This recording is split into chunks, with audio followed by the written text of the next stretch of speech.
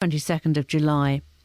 Britain's most senior military officer has warned that the country is in danger of being left with hollowed-out armed forces.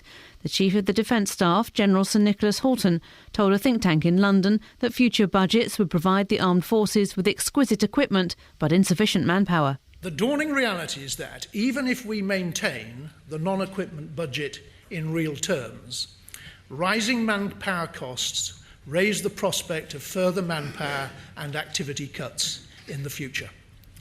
Unattended, our current course leads to a strategically incoherent force structure. PayPal has confirmed it will refund all payments made to organisers of Milton Keynes Winter Wonderland. The event was cancelled last weekend after just one day, following reports of a tiny plastic ice rink, smoking elves and a Santa who was wearing a Poundland-style costume. A Hertfordshire MP has branded an inquiry into former Rail Minister Theresa Villiers as a whitewash. St Albans MP Anne Main called for the investigation after she met Heliosal lobbyist Simon Hoare for lunch.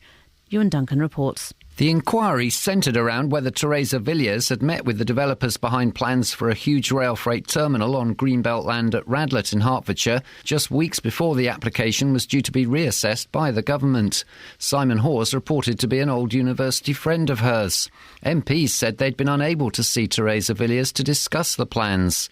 Cabinet Secretary Sir Jeremy Hayward decided she didn't break the ministerial code, leading St Albans MP Anne Main to label the inquiry a complete and utter whitewash. 40 canaries have been stolen from an aviary at Kimpton in Hertfordshire.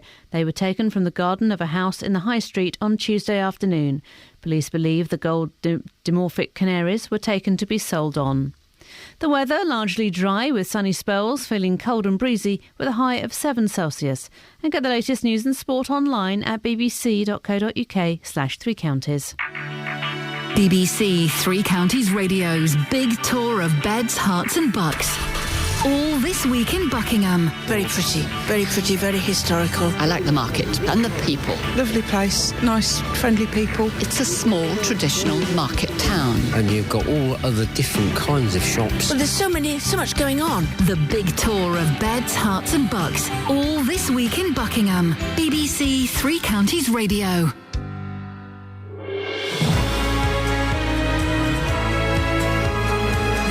Morning, dear listener. Iain Lee, BBC Three Counties Radio. Boy, I'm sounding perkier than I feel, aren't I? Aren't I? Well, aren't I? Lots coming up on the show this morning, including a Bedfordshire mum has got in touch to tell us how a visit to the GP led to a knock on the door from the social services. The doctor mistook her son's skin condition for bruising. Well, do you blame the doctor for alerting the authorities, or did he do what was right? Some good news for some of the families caught up in the Milton Keynes Winter Wonderland. And J-Dog's been to see a psychic. Or has he just been to see a bloke who says things? You tell me your psychic stories this morning, please. Facebook.com/BBC3CR. You can send me a text, 81333. Start your text 3CR. Or you can give me a phone call, 08459 455 555. Across beds, hearts and bucks. This is BBC Three Counties Radio. Now, a Bedfordshire mum has got in contact with us at BBC Three Counties Radio after a visit to the GP led to a knock on the door from social services. Sophia Sangster's toddler was taken to the doctors with a cold. While he was being examined, the GP mistook dark patches on his skin for bruising, hence the subsequent visit from the authorities. Well, Catherine Bowles, we're looking into this. Morning, Catherine. Good morning. What's happened here? So this all took place on Friday the 13th, and Sophia's son had been suffering from a heavy cold. So she was working. She got her sister to take him to the doctors. On seeing her son, the doctor spotted these dark patches on his skin, as you say, that he took for bruising. Sophia says that he had the GP read the boy's notes. He would have seen that her son actually suffers from a condition called Mongolian blue spot, or congenital dermal melanocytosis. Well done. It's basically blue or blue-black marks, mostly on the torso. And they often fade around puberty. They're painless, and they're really quite common in people from Southeast Asia or the Caribbean, as well as in mixed-race children like Sophia's little boy. But the doctor hadn't read his notes. So he saw these patches, took them for bruising and alerted the authorities. So when Sophia came home from work that evening around 10 p.m, she was confronted by social services and the police. What happened then? The following day, she took her son to hospital, and a senior consultant in the A&E department confirmed that her son did indeed have Mongolian blue spot and discharged him. The hospital then wrote to social services and the doctor's surgery with this information. Sophia's not happy. She still hasn't had a response from the surgery, and she says that they owe her an explanation. It could be argued, couldn't it, when we hear all these terrible stories of children dying when perhaps it could be prevented, it could be argued that the doctor did the right thing by reporting his concerns. That's certainly how the NSPCC feel. They told us it's better the doctor did report it as he had concerns, but at the same time the children's charity said that we don't want to resort to the situation whereby parents are scared of taking their children to the doctors, and stories like this will do that. 08459 455 555. Your stories, please. I know that my nephew ended up in hospital a couple of times, A&E, with bruises, really bad bruises, just because he was a boy and he kept falling over. And I think social services got in touch with my sister because it had happened sort of 3 times in 2 months or something. So it's a tough one, isn't it, really? Yeah. What do you do in that situation? And I don't think it's a new phenomenon. My little cousin, who's now in his 20s, was one of these kids that was forever breaking bones, and the social services got involved in that case as well. And rightly so, perhaps. As a parent, you want them to take an interest like that, don't you, for the sake of everyone's children? But when they do, I can understand why there might be an air of resentment. What are you saying, I can't look after my kids properly? And I think this case is different because it was written there in black and white what was going on with this child. 08459 455 555. Hey Jude, don't make it bad. Take a sad song and make it better. Remember to let her into your heart. Then you can start to make it better. Hey Jude, don't be afraid. You were made to go out and get her. The minute you let her under your skin, then you begin to make it better.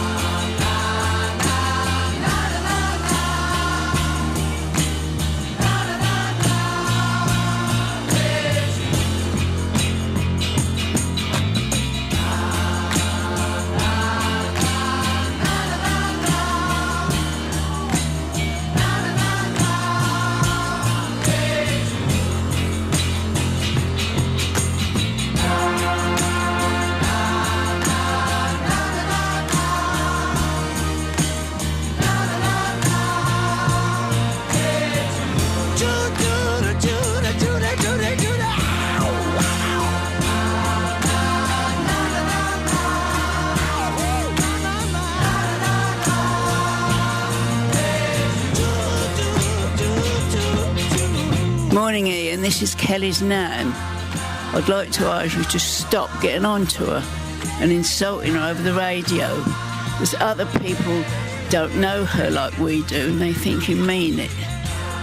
So, unless you want me to come to see you personally, I would stop it.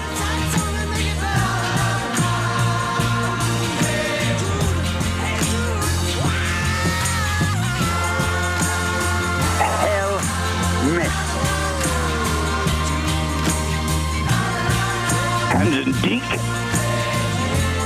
I think it's disgusting. This week on the South Bank Show, we'll be looking at the sound of music.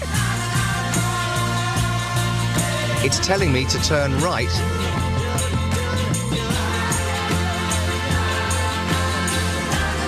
I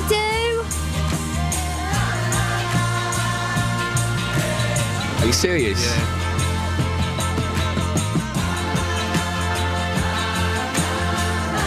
Over there, that's Justin. He's one of our reporters. How old do you think Justin is? Kazim? 51.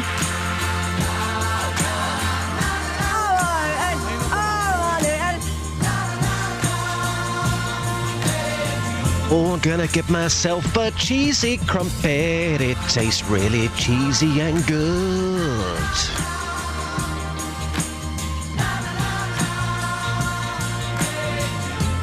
Justin, do you like to go out fishing?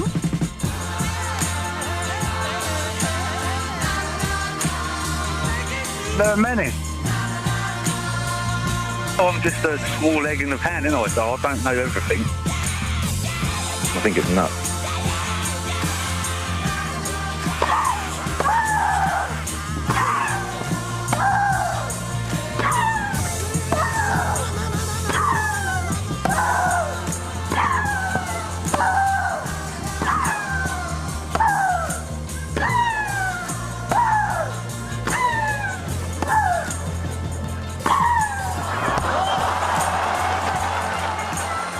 Morning, this is Iain Lee, BBC Three Counties Radio. Well done, Kelly Betts, for literally waving her arms for all 7 minutes and 6 seconds of Hey Jude. That must be a world record. Kelly, how are you feeling after that incredible performance? My back hurts. Excellent stuff. 08459 455 555. In a bit, we'll be speaking to J-Dog, Justin Dealey. He shocked all of us this morning when he strolled into the office in his usual cocky self with his shirt akimbo and said, well, I saw a psychic yesterday. What? Yeah, I saw a psychic yesterday. Now, I don't buy any of this psychic baloney, and I'm surprised he does. I would like to. What are your experiences with psychics? Have you been? Did they tell you stuff? Did they communicate with those from beyond the grave? Now, of course, they didn't. But did you think they did? 08459 455 555. 6:15, BBC Three Counties Radio. I'm just going to do some scratching. Let's get the weather. Travel. Travel news for beds, cards and bugs. BBC Three Counties Radio. Travel. In the speed sensors, things are looking a little slow in Luton on Hatters Way. That's heading towards the centre of town. Also, Hitchin struggling a little on the A505 on the speed sensors. That's also towards the centre of town. Just a quick reminder of the roadworks in Collier's End. The A10 has one lane closed just after Puckeridge Roundabout. I'm Alice Glossop, BBC Three Counties Radio. Travel. News.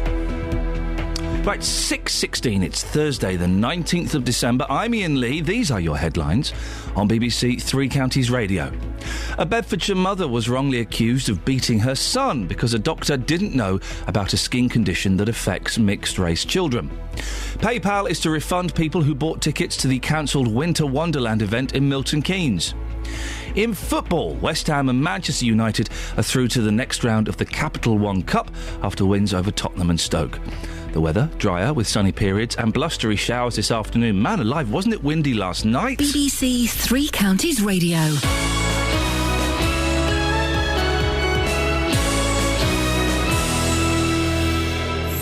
Have a wonderful Christmas on BBC One.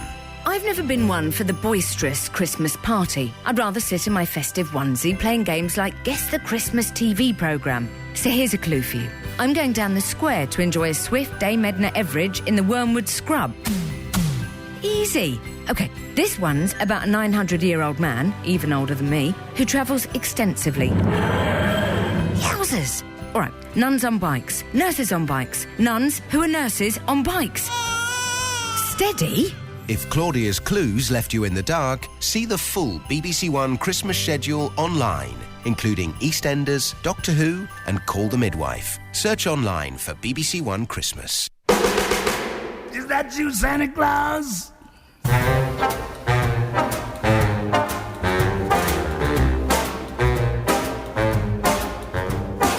Gifts I'm preparing for some Christmas sharing, but I pause because hang in my stocking, I can hear a knocking. Is that you, Santa Claus? Sure is dark out, ain't the slightest spark out upon my clacking jaw. Who's there? Who is it? Stopping for a visit? Is that you, Santa Claus? Are you bringing a present for me? Something pleasantly pleasant for me. That is just what I've been waiting for. Would you mind slipping it under the door? Old winds are howling, or could that be growling? My legs feel like straws. Yeah, my, oh me, my. Kindly will you reply? Is that you, Santa Claus?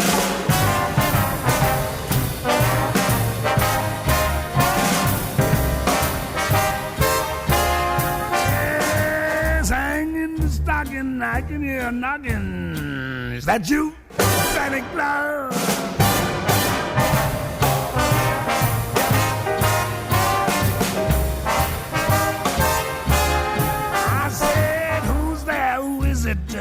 You stopping for a visit? Is that you, Santa Claus? Oh, there, Santa, you gave me your scare. Now stop teasing, 'cause I know you're there. We don't believe in no goblins today, but I can't explain why I'm shaking that way. Then I can see old Santa in the keyhole. I'll get to the cars. One peek and I'll try there. Oh, there's an eye there. Is that you, Santa Claus? A little bit of Louis Armstrong. I've not heard this before. I paid him my knees. Say that's you, Santa Claus. See, he can do the Louis Armstrong voice. If I did it, I'd get the sack. The sack. That's him, all right. Unbelievable.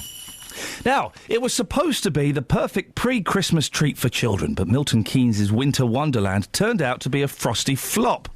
All week we've been hearing stories of its plastic ice rink, smoking elves and dodgy Santas that barely spoke English. But there is good news at last for people who bought tickets through PayPal.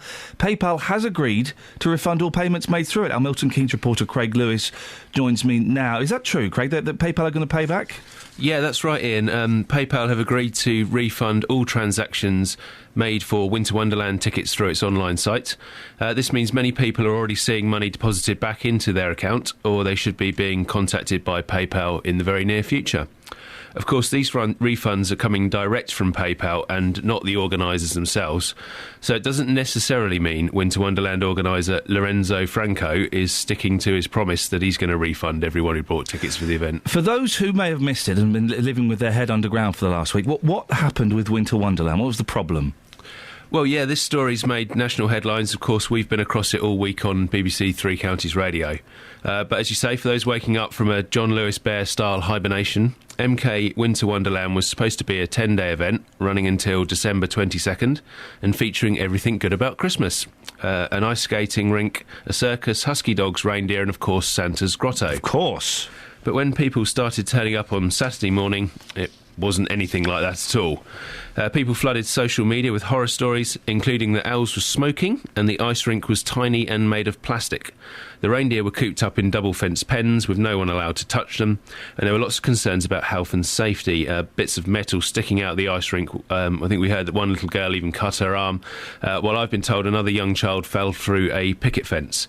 Under increasing pressure, the organisers cancelled the show on Sunday morning, leaving a lot of very angry customers behind. Going off what on the website where they're saying that it's all like Hyde Park and all of this, it's nothing that you would expect. The pictures, it's very deceiving. We thought we'd come and have a look. I didn't expect it to be this bad, to be honest. No, I think it's a stinky wonderland. Stinky wonderland? And a muddy wonderland, all been broken. Oh dear. Yeah, there we have it, a stinky wonderland, and that kind of sums it up, really. But perhaps worst of all was Santa's grotto.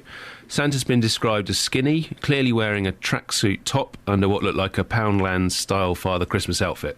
His beard was falling off, and a number of people said he couldn't communicate properly with the children. On top of that, the gifts children were given were wholly inadequate, consisting of 4 colouring pieces of paper and 4 crayons. People told me a large number of children were seen crying when they were leaving the grotto. What did the organisers have to say about all of this? Well, organiser Lorenzo Franco was on Jonathan Vernon Smith's programme here on Three Counties Radio earlier this week, and he promised to give everyone a refund. He apologised for the event and said people should be receiving an email telling them how and when they'll get their money back. Mr Franco did in fact claim that he could have sorted the event out if he'd been given enough time, but the backlash from social media made it impossible to do so. But he did admit that it was far from a winter wonderland. Well, I'm just as disappointed as what they are with the Father Christmas. I am a father myself to a young boy, and I would know that that would upset him. I am sorry how it has turned out. It wasn't the way it was planned. Now, what is interesting, Iain, is some of the detail coming from organisations which Mr Franco had claimed were backing the event. Yes. Milton Keynes Dons' logo was used as part of the publicity, but this week the Dons told us they didn't give any permission for it to be used, and they've never been a sponsor or even an official supporter of Winter Wonderland. Oh. And a spokesman for Arriva Buses said it also hadn't given Winter Wonderland permission to use its logo. Arriva did have posters on buses giving details of the event, but said that's normal practice for significant local events. We've also received a fascinating statement from a marketing company called HPSS, which was involved in the early stages of organising Winter Wonderland. They told us they offered Mr Franco several recommendations on site planning, production and management, but that he ignored them all due to cost issues. HPSS says it also advised Mr Franco on staffing and health and safety matters, but again, they say this advice was ignored. Now, there is one other item to clear up. Over the last couple of days, another name has been continually cropping up, and that's of marketing expert called Ryan Mullins. Yes, people have been suggesting that Lorenzo Franco wasn't perhaps the only person involved in the organisation, and perhaps there were other more important people as well. Is this what Ryan Mullins... Is this his connection? Well, that was one of the routes which we thought might be the case with Ryan Mullins, but that's not really how it's turned out. I did see PayPal statements from a Winter Wonderland customer showing that their payment was not to Lorenzo Franco but to Ryan Mullins. The Winter Wonderland website was registered to Mr Mullins, who runs a marketing company called Ryan Mullins Limited. And on top of this, the BBC's seen an email from his wife Lorraine, who's also a director of Ryan Mullins Limited, to another Winter Wonderland customer, which is signed by Lorraine Mullins Winter Wonderland MK. However, late last night we did get an email from Mr Mullins, a statement which said that his company was merely retained by Mr Franco to create the Winter Wonderland website and digital marketing, and that their involvement went no further than that. Now, also on this show, we've been covering the creation of the Mini Wonderland MK, which is an event that's been set up by several parents who felt let down by Winter Wonderland. What's the latest on that? Yeah, this is a group of parents that felt so let down by Winter Wonderland. They're organising their own event to put some festive cheer back into Milton Keynes. Mini Wonderland will take place this coming Saturday at MK Ice in the Food Centre, Central Milton Keynes, and they're going to be honouring Winter Wonderland tickets. They will have a Santa's Grotto with an excellent Father Christmas, and hundreds of presents donated by people and companies throughout Milton Keynes will be waiting for all the children. Visitors who have prepaid Winter Wonderland tickets will also be able to use the ice rink, which is going to be open as usual. It's not just an excellent Father Christmas, Craig, it's the real Father Christmas I've been assured of. So that's something to look forward to, Craig. Thank you very much indeed. Later on in the show, we'll be hearing from these parents and some of those who've received refunds. 08459 455 555.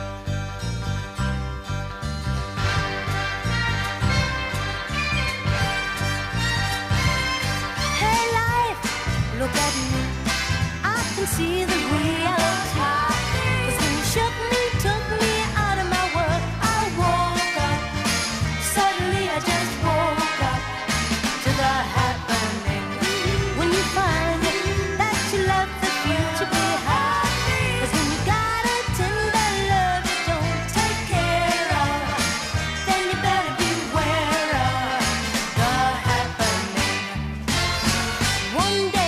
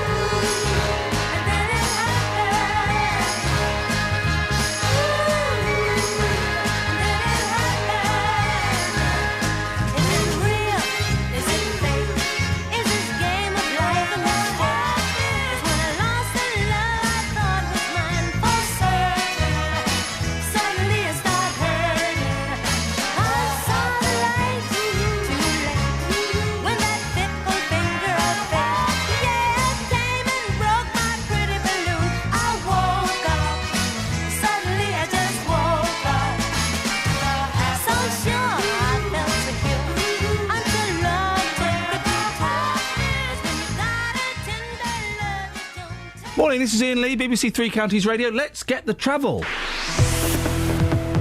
Travel news for beds, cards and bugs. BBC Three Counties Radio. We've had a call in from Mike on the M1 southbound. There are reports that one lane is blocked at junction 11 for Dunstable Road after an accident. Speed sensors showing that traffic is building up on the approach there. Also having a look on the sensors, Dunstable looking slow on the A5 northbound where you join. Public transport has no reported problems. I'm Alice Glossop, BBC Three Counties Radio. Across beds, hearts and bugs. This is BBC Three Counties Radio.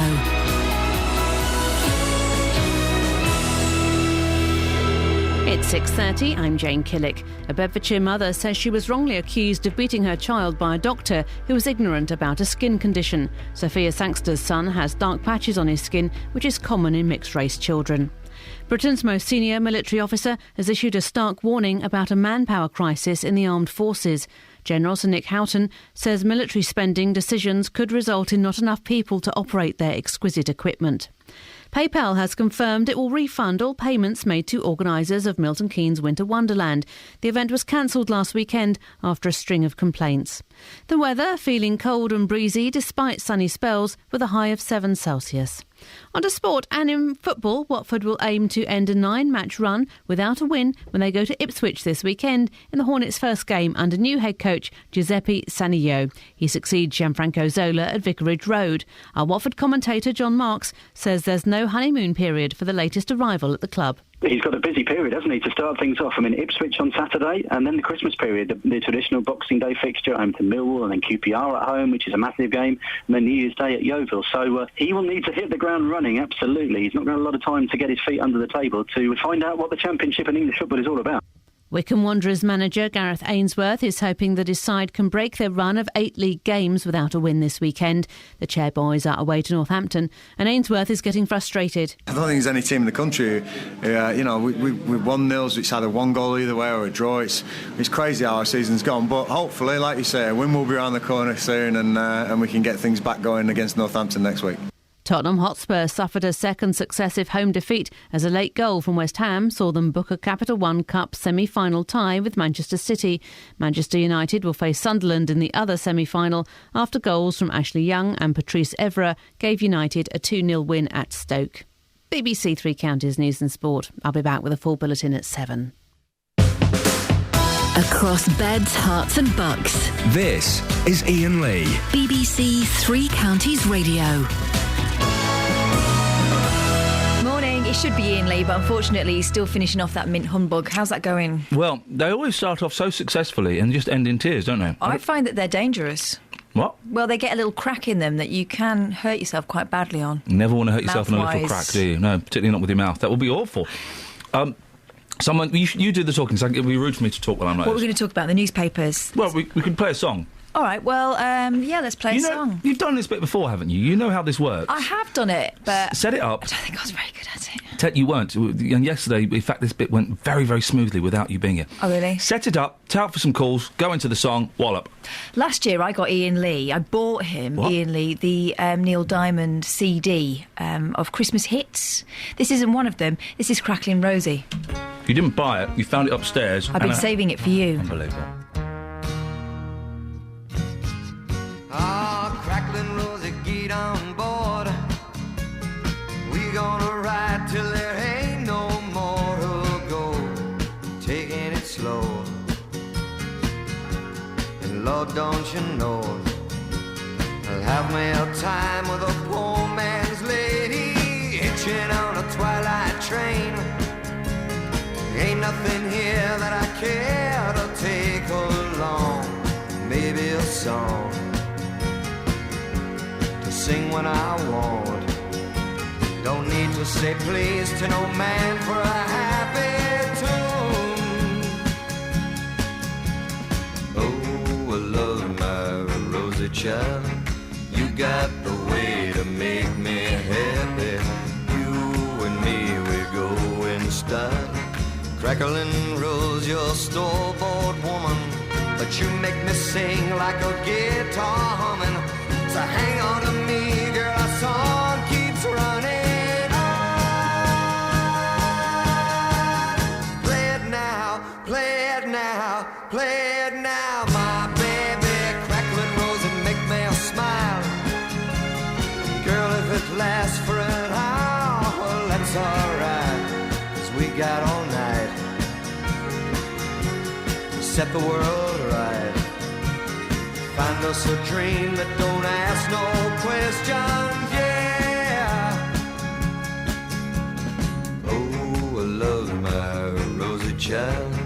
You got the way to make me happy. You and me, we go in style. Crackling Rose, you're store-bought woman, but you make me sing like a guitar humming. So hang on to me, girl, our song keeps running on. Play it now, play it now, play it now, my baby. Crackling Rose, and make me a smile. Girl, if it lasts for an hour, well, that's alright, 'cause we got all night to set the world right. Find us a dream that don't ask no question. Ba, ba, ba, ba, ba. Ba, ba, ba, ba, ba, ba, ba, ba, ba, ba, ba, ba. Ba, ba, ba.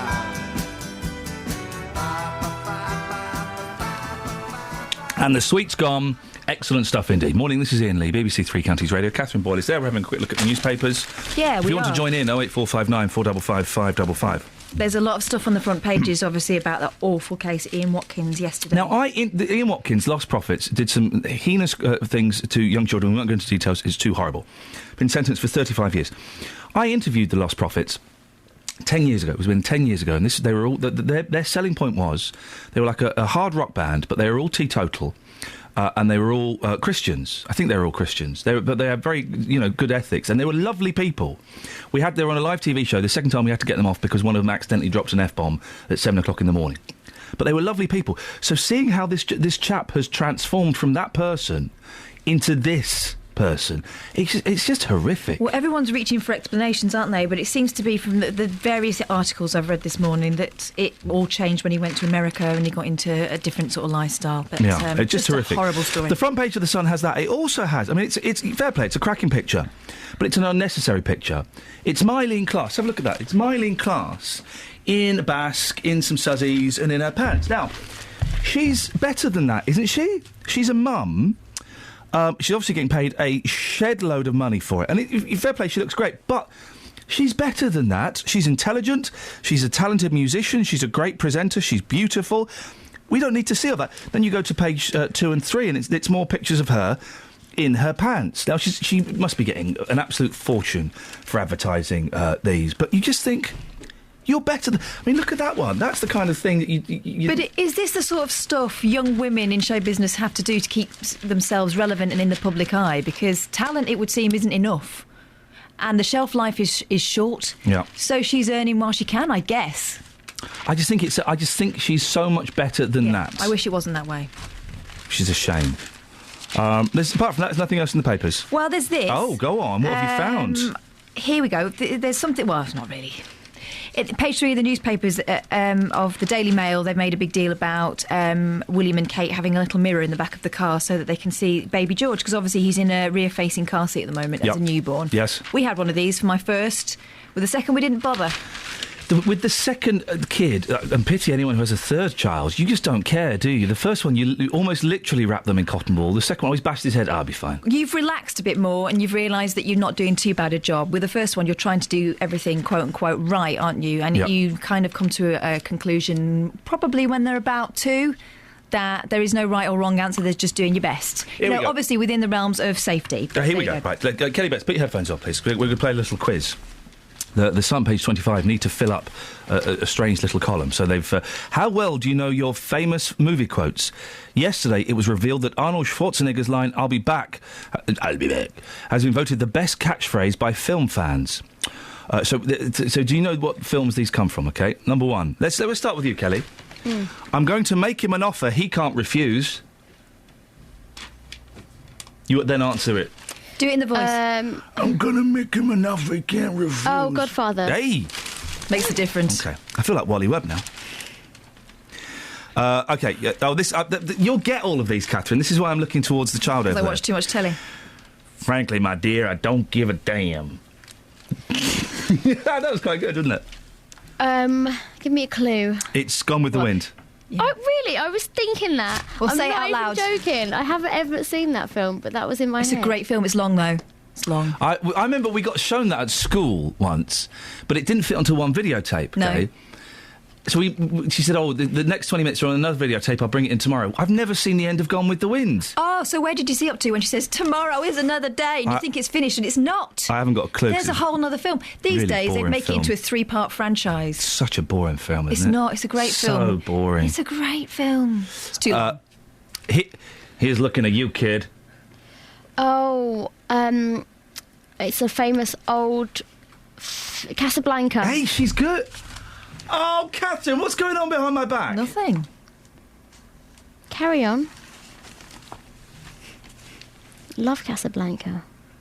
I've got a feeling we're not in Kansas anymore. Oh, I know this one. Wizard of Oz. Go ahead, punk. Make my day. The Mask. The Mask? We can actually hear you whispering Dirty Harry. Well, that was... You've ruined... Any more? Yeah, plenty more. But Go on. Oh, come on, it's fun. I'm having a great time. I love the smell of napalm in the morning. Anne Boleyn. Your lip reading's rubbish. Apocalypse Now. Go away. It's very, very childish. Very childish. Let's talk to Justin. Let's get a little bit more. Oh, Justin Dealey. Good morning, Just. Morning, boss. Sorry, let me give you. Let me try one of these. Yeah, come on. Made it, Ma. Top of the world. Ghostbusters 2. No, it's a film called White Heat. Oh, I've never seen that. I've never heard of that. That's White not even Heat? a film. Have you heard of it, Kelly? Of course you haven't. You haven't even heard of Casablanca yet. Ghostbusters 2. Oh, thank you very much indeed. I could have had class. I could have been a contender. Back to the Future. Oh, for goodness sake. What is this? Oh, she knows. Is it Bugsy Malone? Oh, for goodness. No, it's on the waterfront. Cocktail. Cocktail. It's not Cocktail. Justin, I want a word with you. Yes. By the way, when you get back into the office, you've got to look at the Facebook page. There's a cracking picture of you. Thank you. You're welcome. What did you do yesterday? I went to go and see a psychic. I did. I've been thinking about this for weeks, and I thought, you know what, I'm going to book myself an appointment, so I went to see a psychic, and I have to say, it was a good afternoon out. How did you find this psychic? Very good, actually. You know, some of the things apparently I'm going to be doing, I'm going to be working more in front of a camera between now and May. I'm going to be going to Australia. Apparently, I should not have signed a contract. Well, I signed one the day I went to see him. I will be successful unless I go off the rails. I'm going to have 3 children, and I'm going to live in the country, apparently. So now I know what's going to be happening. But and how much did you pay this fella? £35. Oh, 35. Yeah. I thought it was 30, but it was 35. See, I could have charged you 35 quid and told you you're going to live in the country and have 3 kids. And what are you going to do? Like 60 years' time, when it's all been proved to be complete baloney, do you go back to him and get your money back? Well, no, you can probably go back and say, well, I can't get everything right, you know. I get mixed signals about certain things whilst I was there. My nan and granddad came through as well. They had advice for me. Do you know what? Some people think it's a load of rubbish, and it could well be. But for me, it was a bit of fun. Right. Are you at a crossroads in your life, Justin? Technically, I suppose, yes. Are you going to make any decisions based on what he's told you? No. You can't make a decision on your life based on what a man in a room with a pack of cards says. Some people do. Some people do. No, you can't do that. I think you've got to go along. You've got to take it as just a bit of fun, and if those things turn out to be true, well, you know, good for him. But you do kind of buy into it a bit more. I would love to. I would love to believe in psychics and that people could talk to the dead and predict the future. I would love to. And if anybody can prove to me that they can, then boy oh boy, come on this show and do it, and I will, I'll approach you with an open mind. But I just don't buy into it, I just can't. And I'm surprised that you do. I do buy into it. I think there are people out there with special powers. Now, however they come to have those special powers, I don't know. I don't really care, but I do believe that there are people out there who have got special powers. What I don't believe in is people that have got those powers that then go on to make an absolute fortune. Paying somebody £35 is one thing, but when you've got people on tour and they're becoming millionaires off the back of that, I think that's wrong. But I think you'll be wrong here. I think you'll find people this morning that have been to a psychic, things that have been predicted, and incredibly those things have happened, or that psychic has said somebody to that person that only the person they were talking to would know. See, there was a phase when I was quite open-minded about these things, but then I actually saw a clairvoyant and she tried to peddle something. Well, I went with 2 members of my husband's family, and obviously I'm the daughter-in-law. And what it seemed to me was that she'd gleaned information from them and then tried to apply it to me because she thought we were related by blood, and that just completely burst my bubble, to be honest. No, but maybe the one you saw, Catherine, was a fraud. Wow. Yeah. Maybe the one Justin saw was real. Maybe there are people out there that are real. Maybe I didn't pay enough. I only paid 20 quid. Yeah, you see. Just listen, where are you off to this morning? Well, I'm going to be going wherever you want me to, so you tell me where to go and I'll go. Right, go and find some bits and pieces about psychics. See if anybody's got any psychic experience. Let's start with that, shall we? Excellent. And then could you do that, conduct that Vox whilst standing in a queue in Costa, do you think? I think I might be able to, yes. Good, lad. Coffee. Thank you very much indeed. 08459 455 555. Thank you, Catherine. You're welcome. Your psychic stories, please. I would love to believe in it. I would love to believe in it. I've said so many times, if a psychic can come on and tell me things that only I would know, then I'll buy into it. I'll believe it. But I just don't. What are your experiences, please? It's 2013. Justin, I thought, was a sensible, rational person. 08459 455 555. Your psychic stories, please. It's 6:45. Let's get the travel news now. Here's Alice. Travel news for beds, cards and bugs. BBC Three Counties Radio. On the M1 southbound, we've got reports that a lane is blocked at junction 11 for Dunstable Road after an accident. Traffic's building up on the approach there, and there are queues on the southbound entry at junction 11. Thanks to Mike for phoning in with that one. On the M25 anti-clockwise, things are struggling between 25 for Enfield and 24 for Potters Bar. In Bricketwood, North Orbital, the morning delays have started around the M25 junction 21A roundabout. Public transport, no reported problems. I'm Alice Glossop, BBC Three Counties Radio. Alice, thank you very much.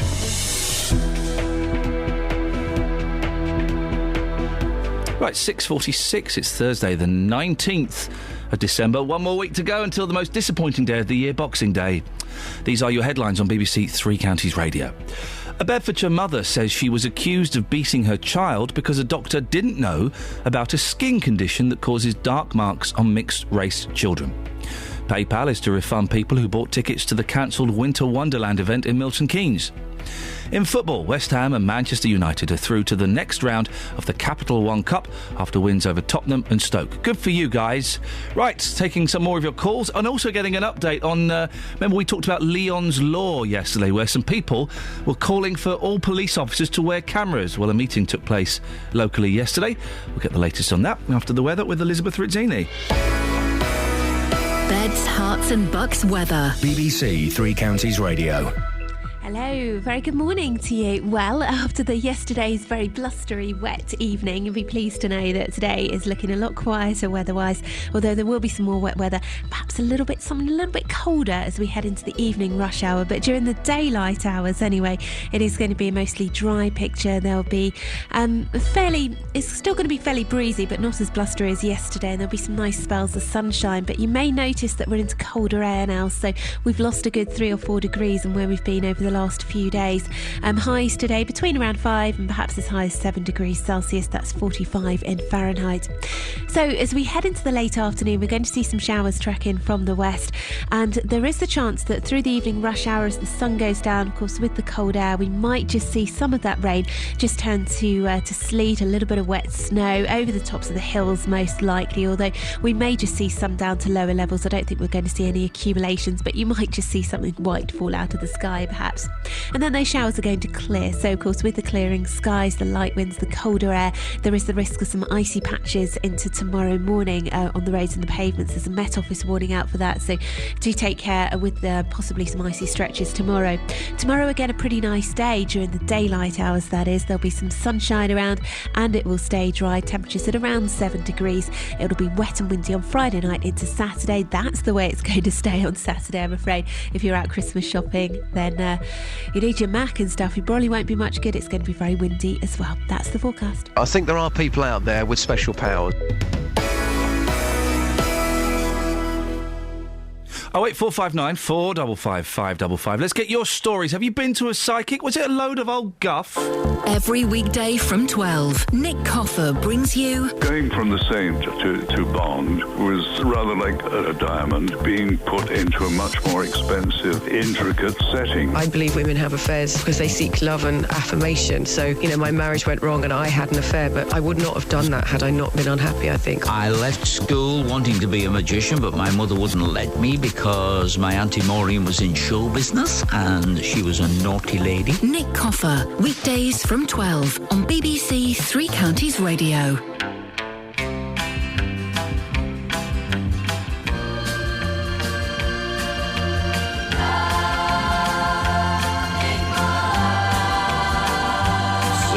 .6'6", he stood on the ground. He weighed 235 pounds, but I saw that giant of a man brought down to his knees by love.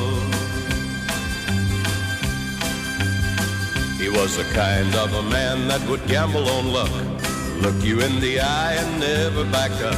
But I saw him crying like a little whipped pup because of love. You can't see it with your eyes, hold it in your hand, but like the wind that covers our land, strong enough to rule the heart of any man, this thing called love. It can lift you up, never let you down, take your world and turn it all around. Ever since time, nothing's ever been found that's stronger than love.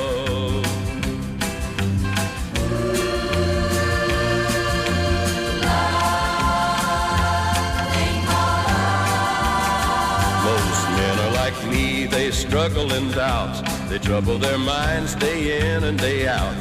Too busy with living to worry about a little word like love. But when I see a mother's tenderness as she holds her young close to her breast, then I thank God that the world's been blessed with a thing called love. You can't see it with your eyes, hold it in your hand, but like the wind that covers our land, strong enough to rule the heart of any man, this thing called love. It can lift you up, never let you down, take your world and turn it all around. Ever since time, nothing's ever been found that's stronger than love. Ever since time, nothing's ever been found that's stronger than love.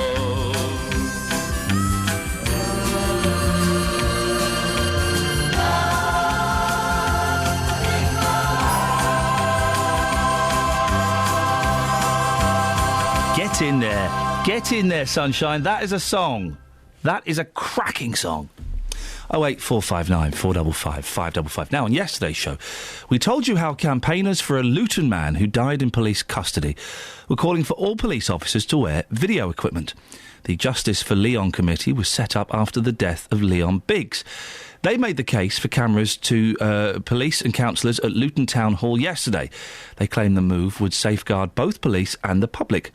Well, Glenn Jenkins is from J4L committee and went to yesterday's meeting. Morning again, Glenn. Good morning, Ian. How are you doing? Yeah, fine, thank you. For anyone who missed the show yesterday, briefly remind us about Leon's story. What happened? Leon's a 39-year-old local man who was detained on Marsh Road in Luton by police officers, and within 20 minutes to half hour of that detention, he died. He died in police custody. There was witness evidence at the scene which saw him being arrested, and the IPCC have been investigating and all of that. But in terms of the detail, no one knows yet, which is precisely one of the points why we're on this camera issue, is because we're still here, month bit later. No one even knows, and the family don't know what's happened to him as such. So you're calling for all police officers nationwide to wear cameras that are on all the time, is that right? Yeah. There's some trials being conducted now in Stafford. They've rolled it out. Actually, they've actually brought them in Stafford. In Luton, they did a small trial in Luton, which we discussed some of that yesterday. They did a small trial, but it was crucially they had cameras which weren't on all the time. They were on according to the discretion of the officer, and that renders the whole thing half useless. They'd still have the evidential benefits of it, but the public protection benefits would be gone if it's just a case of the cop has discretion. There was a meeting yesterday, Luton Town Hall. The police councillors were there. What happened? We had two representatives speaking on our behalf there, Paula and Carla. Two of our J4L members went to the meeting yesterday and made our position clear on Leon's law. We'd submitted already a document which was sent to all councillors and to the police and to the IPCC and everybody else concerned, saying that this was a demand from the community for action, and action now, in terms of, this is something that could be rolled out today. It doesn't have to require a change in the law, and it's something that we think that they should be getting on with pretty quickly. And I've got to say that the response from the Labour group and the Liberal group who were there, the representatives were both very supportive. They're going to take it to the council for a motion of support, which we hope and expect would come through. And everybody seems generally to accept that this is a good way forward. Bit of umming and ahhing I hear from the police side in terms of their own civil rights, which are obviously, no one's looking to, no one film them going to the toilet, you know what I mean? That's obviously ridiculous, but while they're out in public interaction and interacting with the public, that needs to be filmed. And that guy you had on yesterday, the professor from Cambridge, he was making the point that they need to do randomised trials so that it's actually a proper finding, and that we could find out what does make the difference. And I'm not against that, Ian. We're not against that. But what we're saying is that if there's already Stafford going on where they don't have discretion, Well, Luton needs to be the very next trial, as in rolled out now, without discretion. And then you'll be able to tell the difference in performance, the difference in, there was an 88% drop in complaints against police when they trialled this in America, and a 66% drop in police and public incidents of violence. Glenn, we've got to end it there because we're out of time. I appreciate your call. I appreciate you coming on and talking to us again bright and early in the morning. Glenn Jenkins, J4L. Early days, but it sounds like it's moving in the right direction, if you do agree that police should be wearing cameras all the time. 08459 455 555. I ain't looking to compete with you, beat or cheat or mistreat you, simplify you, classify you, deny, defy or crucify you. All I really wanna do is baby be friends with you. No, I ain't looking to fight with you, frighten you or uptighten you, drag you down or bring you down, chain you down or bring you down. All I really wanna do is baby be friends with you. I don't wanna think you love, keep on straight, won't forsake you out. I ain't looking for you to be like me, see like me, or be like me. I don't want to meet you again, make you spin or do you in, or select you or dissect you, or inspect you or reject you. All I really wanna do is baby be friends with you, baby be friends with you, baby be friends with you.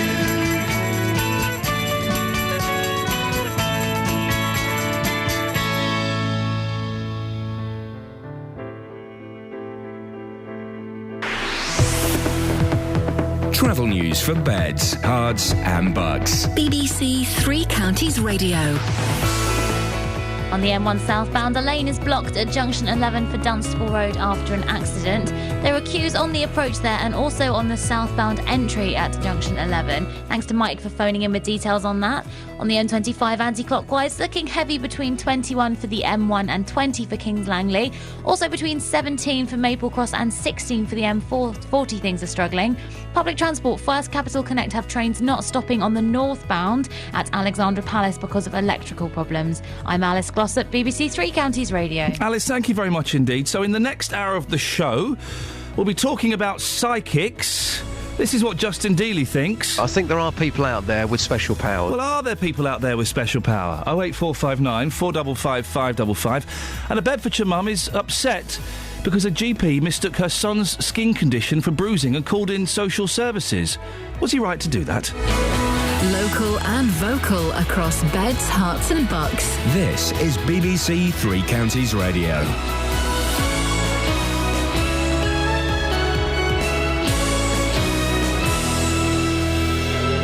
It's 7 o'clock. I'm Jane Killick. The headlines. Bedfordshire mother wrongly accused of abuse because of her son's skin condition. A body believed to be that of missing Oxfordshire teenager has been found, and a satellite built by Stevenage-based Astrium is launched this morning. BBC Three Counties Radio. A mother from Bedfordshire received a shock when she got a visit from the police and social services after her son had been seen by the doctors. Sophia Sangster's 2-year-old boy had been suffering from a bad cold, but the doctor mistook his skin condition for bruises. Tony Fisher has more. Sophia's son has a condition called Mongolian blue spot, which is common in darker-skinned children or those of mixed race. She says had the doctor checked his notes, he would have realised this. However, he didn't and confused the blue-grey spots for bruising. Sophia took her son to hospital the following day and a senior consultant confirmed the condition and he was discharged. She's still waiting to hear back from the surgery. A man's due to appear at St Albans Crown Court today, accused of murdering his 11-year-old daughter. 52-year-old Simon Thompson is accused of strangling Rebecca in Bushey on the 22nd of July. A body believed to be that of the missing teenager Jaden Parkinson has been found buried in a grave at a cemetery in Oxfordshire. Police began their search at All Saints Church in Didcot late on Tuesday. Jaden's ex-boyfriend Ben Blakely, who's 22, has been charged with murder. Justine Green reports. Officers and forensic scientists have worked through the night at the cemetery of All Saints Church in Didcot, examining a recently disturbed grave. The body is still in the grave and is expected to be removed at some point during the day. Police say no formal identification has taken place. The discovery comes after a week of intensive searches in and around Didcot and the nearby village of Upton to try to find the 17-year-old who hasn't been seen for a fortnight. PayPal has confirmed it will refund all payments made to organisers of Milton Keynes Winter Wonderland. The event was cancelled last weekend after just one day, following reports of a tiny plastic ice rink, smoking elves and a Santa who was wearing a Poundland-style costume. 40 canaries have been stolen from an aviary at Kimpton in Hertfordshire. They were taken from the garden of a house in the High Street on Tuesday afternoon. Police believe the golden dimorphic canaries were taken to be sold on. A satellite built by Stevenage-based Astrium is being launched into orbit this morning. It's carrying the biggest array of imaging sensors ever flown into space. Lee Agnew has the details. The satellite will be used by the European Space Agency to take pictures of the stars that make up the Milky Way. It's been photographed before, but sensors on board the Gaia satellite can take images containing 1 billion pixels. It will create the most detailed map of the centre of our galaxy ever produced. The sensors have taken 16 years to build, and its data will keep astronomers busy for at least the next 2 decades. In football, West Ham beat Tottenham 2-1 and Manchester United beat Stoke 2-0 to get through to the semi-finals of the League Cup. The weather largely dry with sunny spells today, feeling cold and breezy with a high of 7 Celsius. And get the latest news and sport online at bbc.co.uk/3 counties. We're coming to towns and villages all across our counties. BBC Three Counties Radio's big tour of beds, hearts and bucks. Being local, just keeping it local. Nice place to live, nice place to bring up the kids. All this week in Buckingham. I like to support the local shops where we can. I think it's nice for a catch-up. Well, it's a happy little country town, which is vitally important that we still support it. The big tour of beds, hearts and bucks. BBC Three Counties Radio.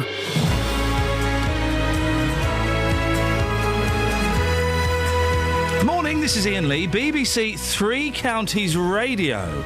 It's Thursday the 19th of December, one more day for me that I'm on my hollypops. Yes, oh yes indeed. 2 weeks off, don't panic. For some of it you have Justin Dealey, for the rest you got Roberto Perrone. Fun times, guys, it's fun times. They are both in my top 10 of preferred stand-ins, so good for you. Lots to talk about this morning, though, including a Bedfordshire mum has got in touch to tell us how a visit to the GP led to a knock on the door from social services. Well, the doctor mistook her son's condition for bruising. Are you angry? Do you blame the doctor? Or do you think he did the right thing? Good news for some families caught up in the Milton Keynes Winter Wonderland fiasco. Tell you what that is shortly. And J-Dog Justin Dealey has been to see a psychic. Or has he just been to see a man who takes money and says things?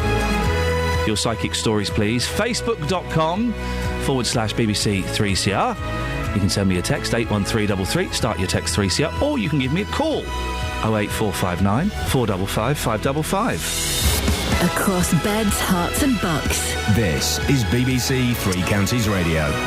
Drake on Facebook says, I'm a psychic, and in 2014 I foresee Justin visiting a tanning salon. Well, there you go. Who'd have thought it? Oh, look, we've got a young person in the studio with us. Fantastic. Excellent. Right, let's talk to Lucy in Sundon Park. Morning, Lucy. Good morning. Lucy, you've been to see a psychic, have you? I have. What was your experience?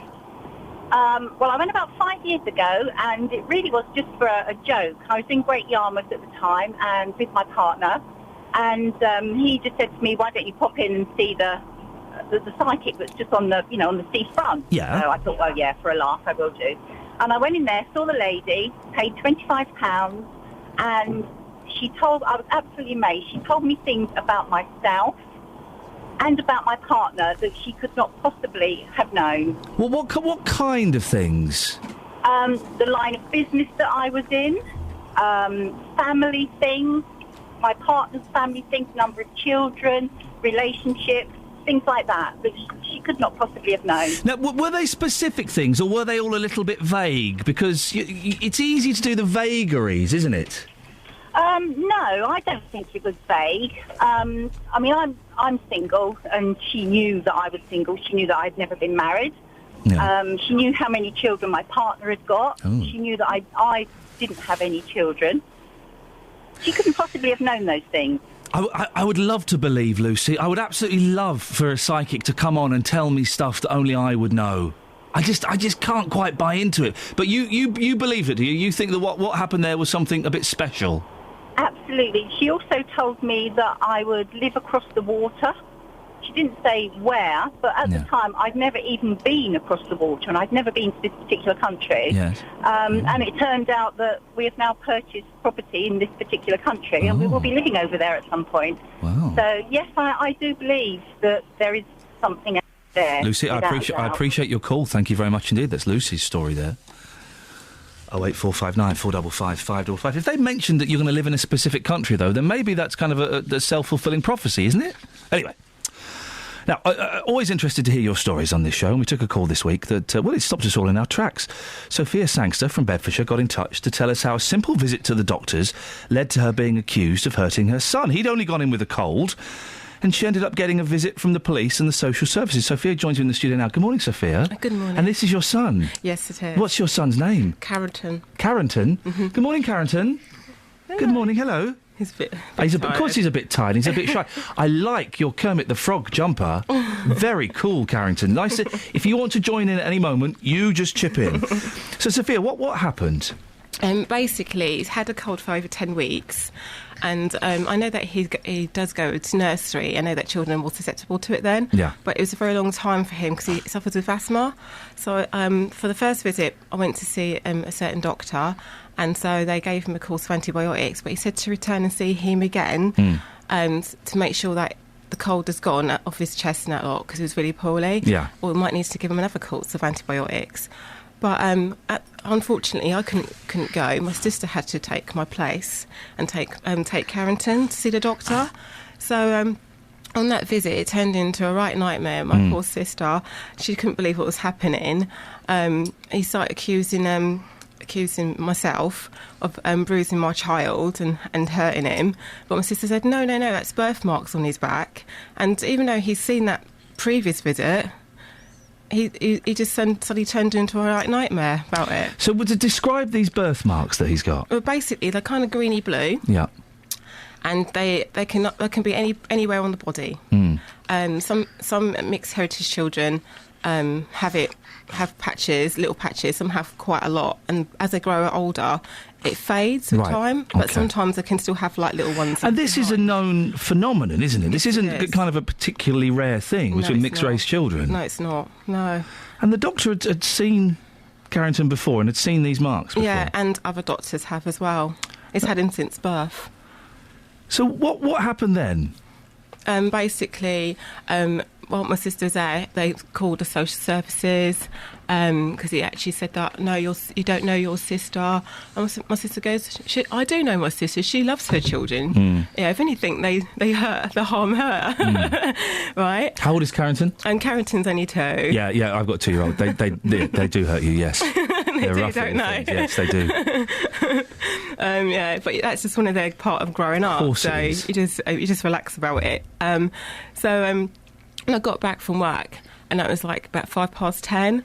I suddenly heard like 2 voices come up behind me. Are you Sophia Sanks? I went, yes. Of this address, yes. Are you the parent or so? I went, yes. And it goes, sorry about this, but we need to have discuss the matter. And who was this? This was the police or social services? It was both. Both, okay. Both of them, yeah. And so I invited him into the house and started discussing what it was. But basically, I told him what it is, and I said it was a mistake. And at that time, I took my little ones around my mum's house, so it's their grandma's house. So we had to drive away round to my mum's house. So I actually showed them what it is, and they even said it looks more like the birthmarks and the bruises, but just to get like a medical backup. They said the next day to go to see a paediatrician at the A&E, which we did, which was quite late at night as well. Yeah. So both things happened quite late at night. And after such a long day, it's a little bit daunting, but I always keep a cool head about everything. Yeah. So we went down to the A&E and saw a paediatrician who straight away said that is Mongolian blue spots. That's the name of these birthmarks. Yeah, exactly. Right? Yeah. So you can actually look these up anyway on the internet or in any sort of like reference books. And so they gave me like you can see there, actual. You give me a letter here. This is from the emergency department of a hospital. Carrington attended the emergency department. Diagnosis: Mongolian blue spots on back. Yeah, signed, dated, and stamped to prove it. And it was already in his baby notes. You got your red book. Yep. All parents are familiar with the red book. Yeah, yes. Which doctors and nurses and midwives always should check. And on this occasion, it seems like they never did. So tell me why you're so upset about all of this. Well, basically, it's the fact that putting my children through that trauma, and then, not only that, now that the social service is involved, that will be also a little black spot against my name. So anything that comes up, they'll be jumping on the bandwagons, might even to effects like taking my children away for unnecessary things.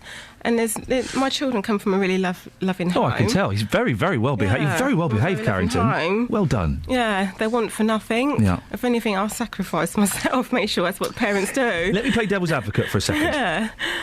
Isn't it better that doctors and social workers are perhaps over-cautious in terms of things like this, rather than kind of ignoring potential things?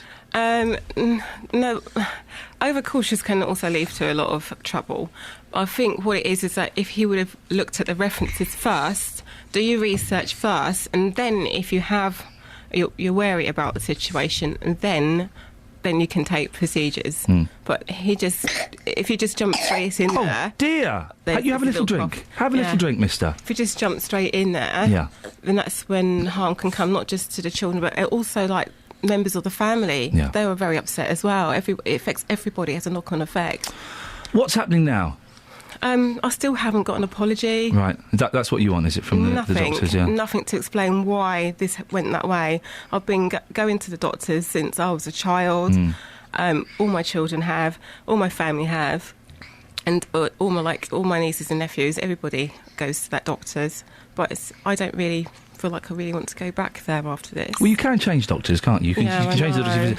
The reason I mentioned the over-caution is I know that my sister, her little boy, when he was probably 5, he ended up going to the A&E, I think about 3 times in 2 months. Because he's a little boy. Yeah. And they run around, they bump their heads and they bash themselves. Yeah. And I think social services had a little word with her, just to kind of check. And she felt terrible. She felt... Yeah. She felt really guilty and ashamed, even though she hadn't done anything. Yeah.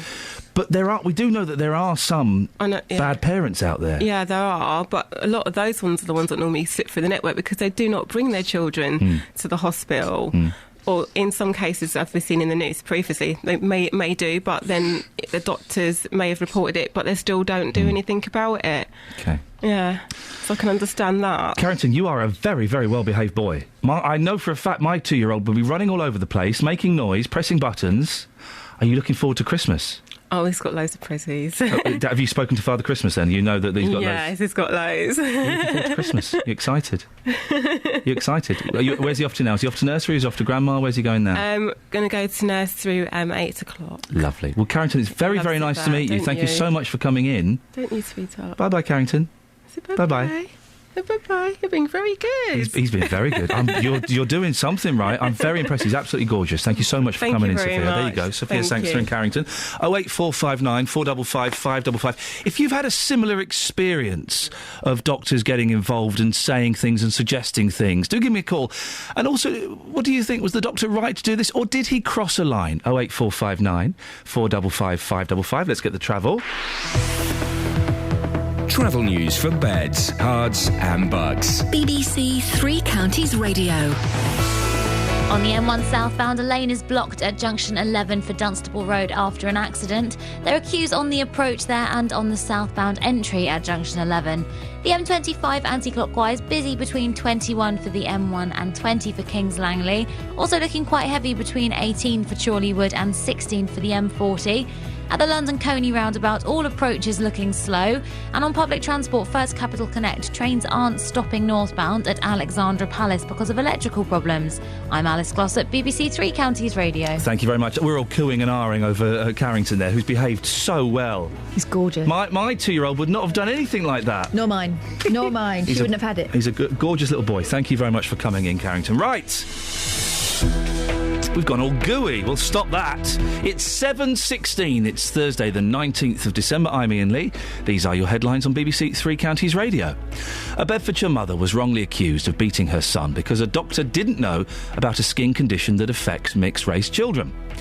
Police say a body believed to be that of the missing teenager, Jaden Parkinson, has been found in a recently disturbed grave in Oxfordshire. In football, West Ham and Manchester United are through to the next round of the League Cup after wins over Tottenham and Stoke. The weather today, drier with sunny periods and blustery showers this afternoon. 08459 455 555. You've heard Sophia and Carrington's story there. What do you think? Was the doctor right to get the police and social services involved? Or did he cross a line? 08459 455 555. BBC Three Counties Radio.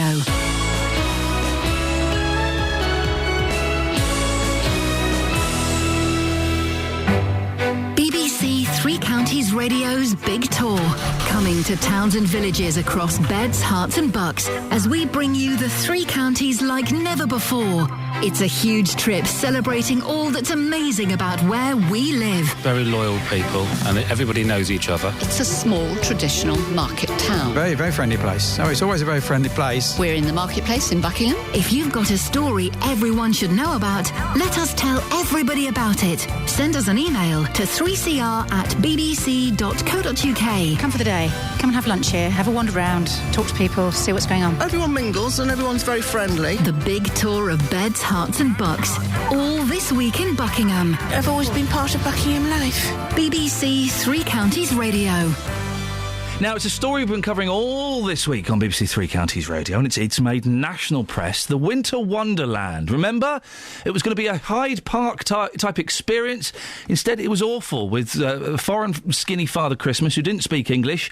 You could see his cardigan. There were mess, there were nails, there was a plastic ice rink. Sounds absolutely awful. Well, we're hearing some good news for some people who may have paid via the internet. Craig Lewis, the Milton Keynes reporter, joins me now. Craig, tell us what the good news is. What's going on?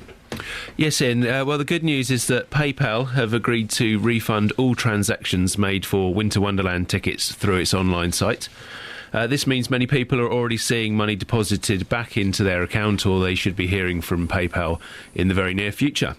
These refunds, say, they're coming direct from PayPal, so it doesn't look as if they're coming from the organisers. Lorenzo Franco, the organiser of this event, he's gone a little bit quiet now, and we're not sure still whether he's going to keep his promise to refund everyone who bought tickets for the event. Tell us a bit more about the event's organiser, Mr. Franco. Well, when he came on BBC Three Counties Radio earlier this week, he told us he was a caterer. He'd taken this on. It sounds as if the event blew up out of all proportion from what he was expecting. He did apologise for the fiasco and has promised to give everyone a refund. But what's interesting is some of the detail that's come out in the last couple of days, coming from organisations Mr. Franco had claimed were backing the event. Milton Keynes Dons, the football club in MK, they're one of those organisations. Their logo was used as part of the publicity, but this week they've told us they didn't give any permission for it to be used, and they've never been a sponsor or even an official supporter of Winter Wonderland. And the spokesman for Arriva Buses, they also said it hadn't given Winter Wonderland or Lorenzo Franco any permission to use its logo. Arriva did have posters on their buses giving details of the event, but said that's normal practice for significant local events like Winter Wonderland. Now, we've also received a fascinating statement from a marketing company called HPSS. They're based up in Hull, and they're involved in the early stages of organising this event. They told us they offered Mr Franco several recommendations on site planning, production and management, but that he ignored them all due to cost issues. They then also advised Mr Franco on staffing and health and safety matters, but again, they say this advice was ignored, even though on this occasion it was actually free advice. There's one other item that perhaps needs clearing up. Over the last couple of days, another name keeps cropping up, and that's of a marketing expert called Ryan Mullins. I've seen PayPal statements from a Winter Wonderland customer showing that their payment went not to Lorenzo Franco, but to Ryan Mullins. The Winter Wonderland website is also registered to Mr Mullins, who runs a marketing company. It's called Ryan Mullins Limited.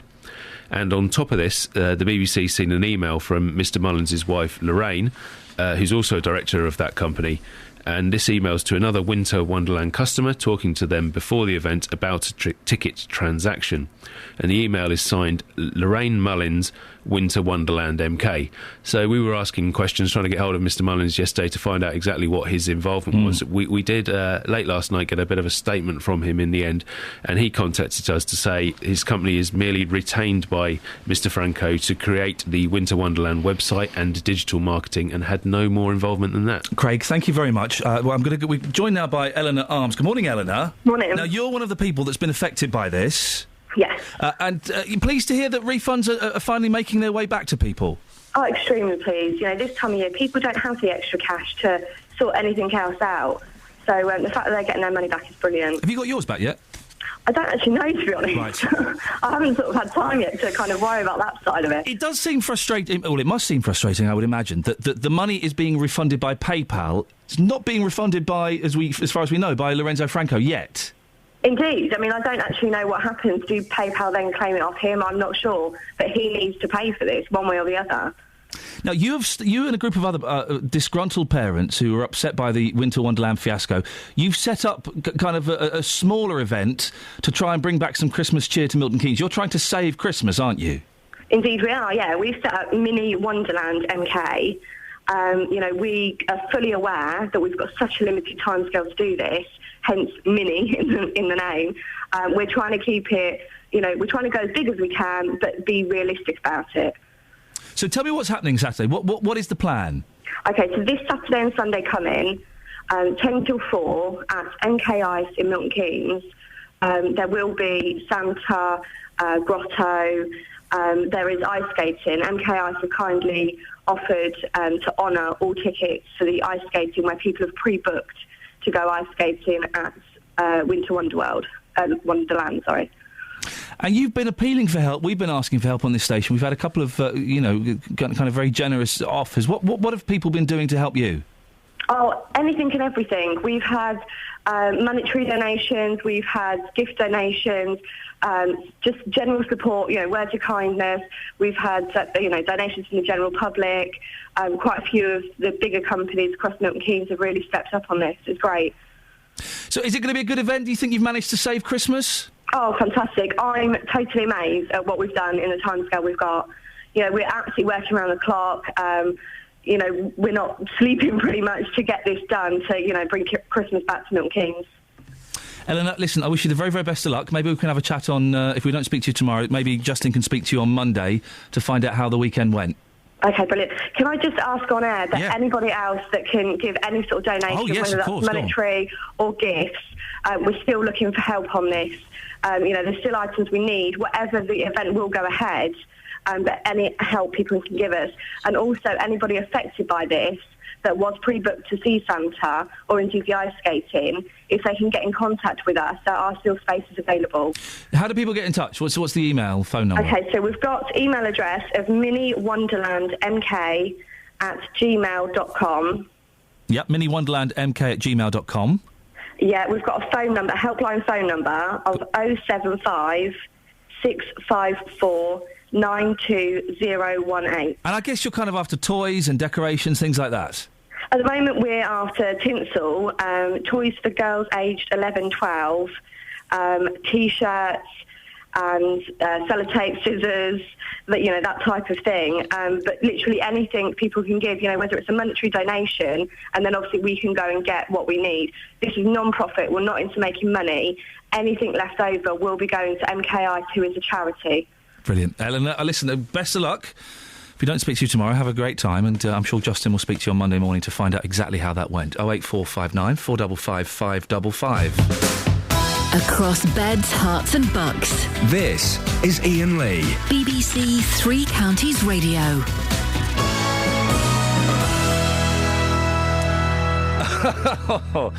I've got a series of tweets from Scott about psychics. Okay, Justin Dealey went to see a psychic yesterday, or a man who takes money to say words.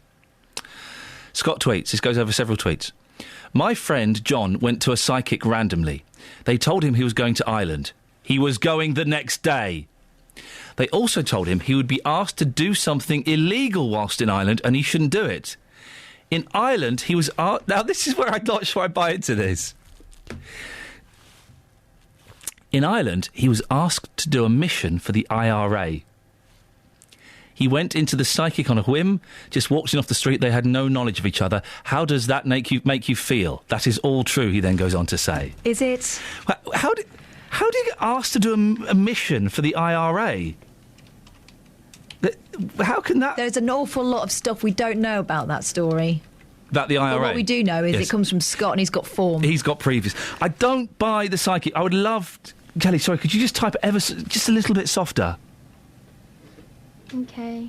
She's writing something important, you can tell. She applies more pressure when it's important. Yeah, she's applying for more jobs. That's what she's doing. She is. How's that going? One Extra are not interested. It's not even a real radio station. My mum's not heard of it, so it can't exist. Fair play, she's not heard of this. Yeah, that's what she said. Your mum still thinks you work on telly. She does, bless her. You know, I just keep playing old videos of the 11 o'clock show. She thinks it's still me.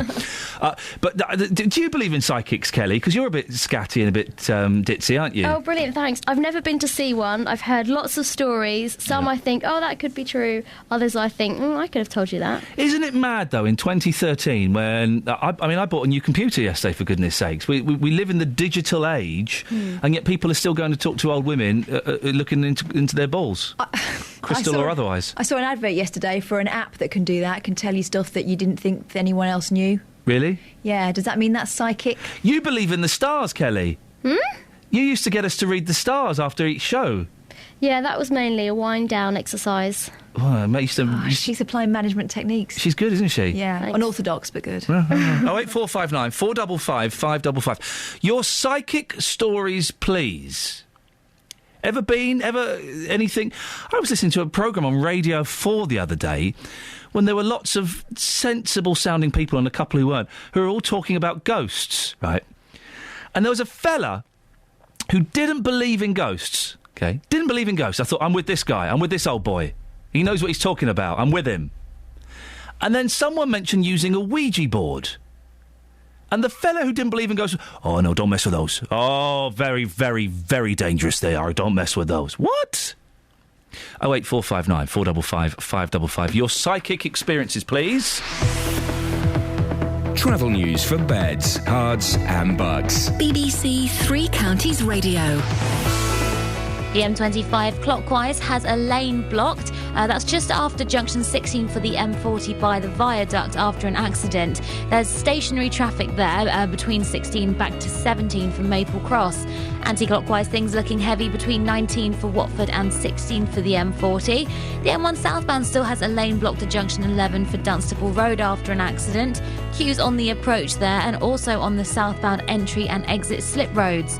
Public transport, First Capital Net Connect have trains not stopping northbound at Alexandra Palace because of electrical problems. I'm Alice Glossop, BBC Three Counties Radio. Alice, thank you very much indeed. So, psychics, ever had an experience? 08459 455 555. And we spoke to Sophia earlier on, and her wonderful little son Carrington.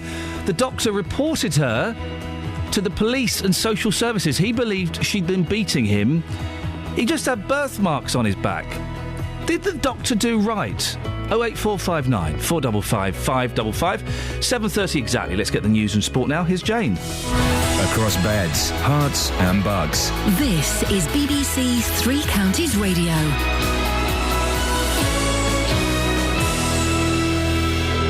Good morning, I'm Jane Killick. A Bedfordshire mother says she was wrongly accused of beating her child by a doctor who was ignorant about a skin condition. Sophia Sangster's son has dark patches on his skin, which is common in mixed-race children.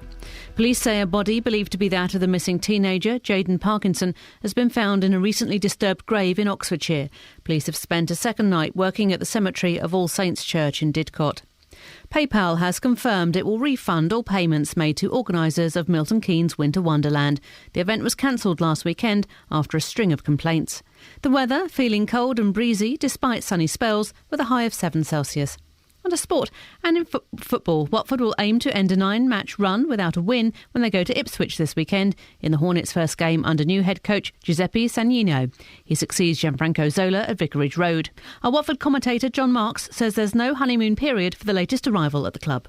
He's got a busy period, hasn't he, to start things off. I mean, Ipswich on Saturday, and then the Christmas period, the traditional Boxing Day fixture, home to Millwall, and then QPR at home, which is a massive game, and then New Year's Day at Yeovil. So he will need to hit the ground running, absolutely. He's not got a lot of time to get his feet under the table to find out what the Championship and English football is all about. Wycombe Wanderers manager Gareth Ainsworth is hoping his side can break their run of 8 league games without a win this weekend. The Chairboys are away to Northampton and Ainsworth is getting frustrated. I don't think there's any team in the country, we 1-0, it's either one goal either way or a draw. It's crazy how our season's gone, but hopefully, like you say, a win will be around the corner soon and we can get things back going against Northampton next week. Tottenham Hotspur suffered a second successive home defeat as West Ham knocked them out of the League Cup. Spurs took the lead but lost 2-1 to West Ham, who now face Manchester City in the semi-finals. Elsewhere, second-half goals from Ashley Young and Patrice Evra gave Manchester United a 2-0 win against Stoke and set them up for a semi-final against Sunderland. BBC Three Counties News and Sport. I'll be back with a full bulletin at 8. Across beds, hearts and bucks. This is Iain Lee. BBC Three Counties Radio.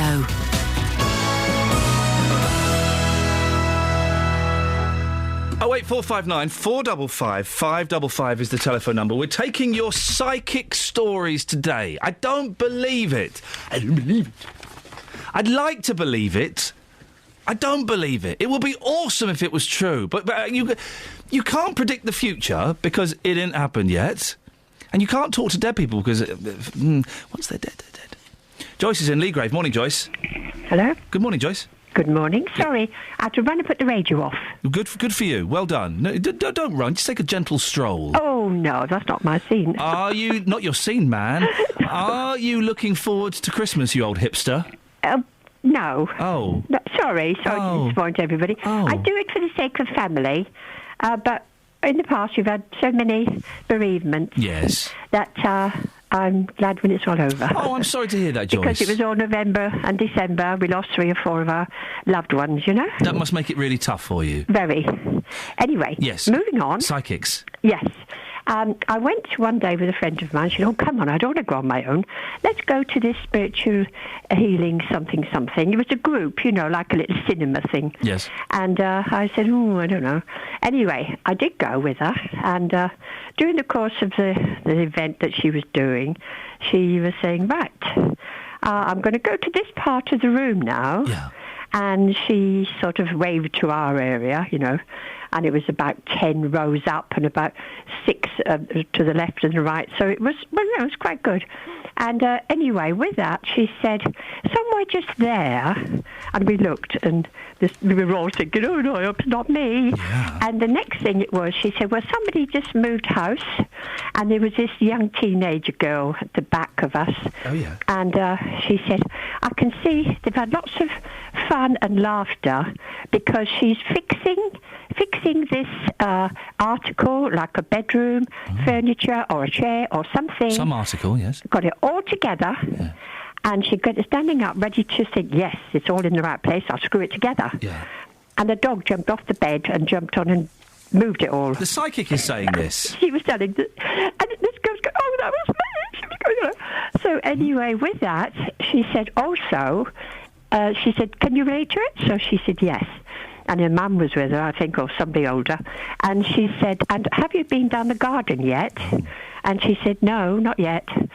So anyway, she said, "Well, at the bottom of that garden, there's a big tree." Yeah. And if you can't see like a tree with leaves at the present time, look for the trunk, because there's 2 initials carved on it with a heart on it. Oh. And when we did see it down the shop, she said, there was carving on that tree at the bottom of her garden. So you see, what can you say? Well, what I can say is that girl was a plant. I don't know what she was. She was a friend. She was a friend of the psychics. And I thought, oh gosh, yeah.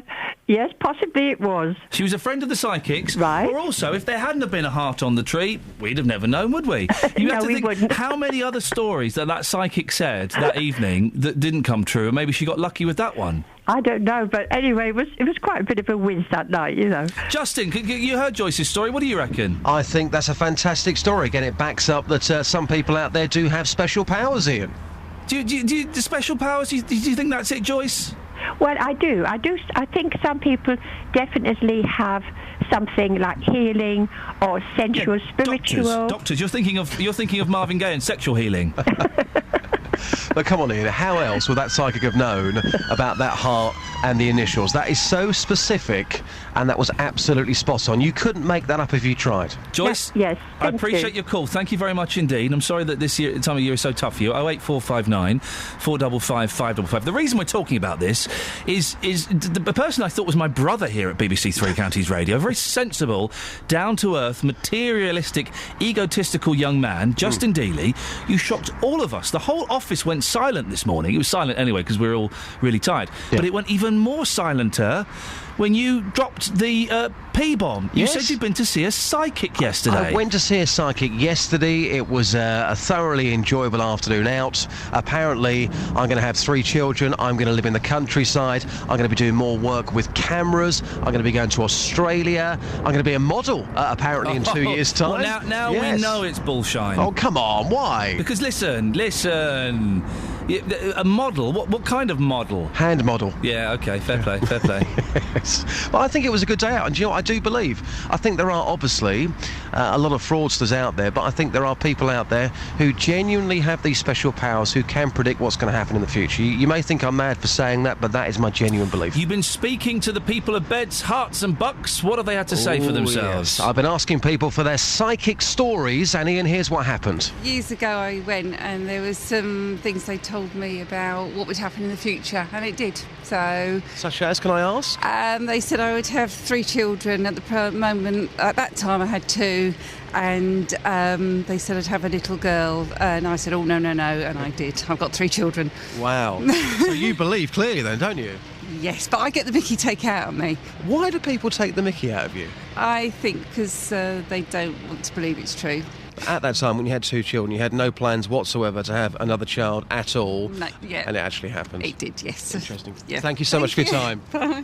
Margaret, you had a psychic come to your house years ago. Yes. What happened? She was rubbish.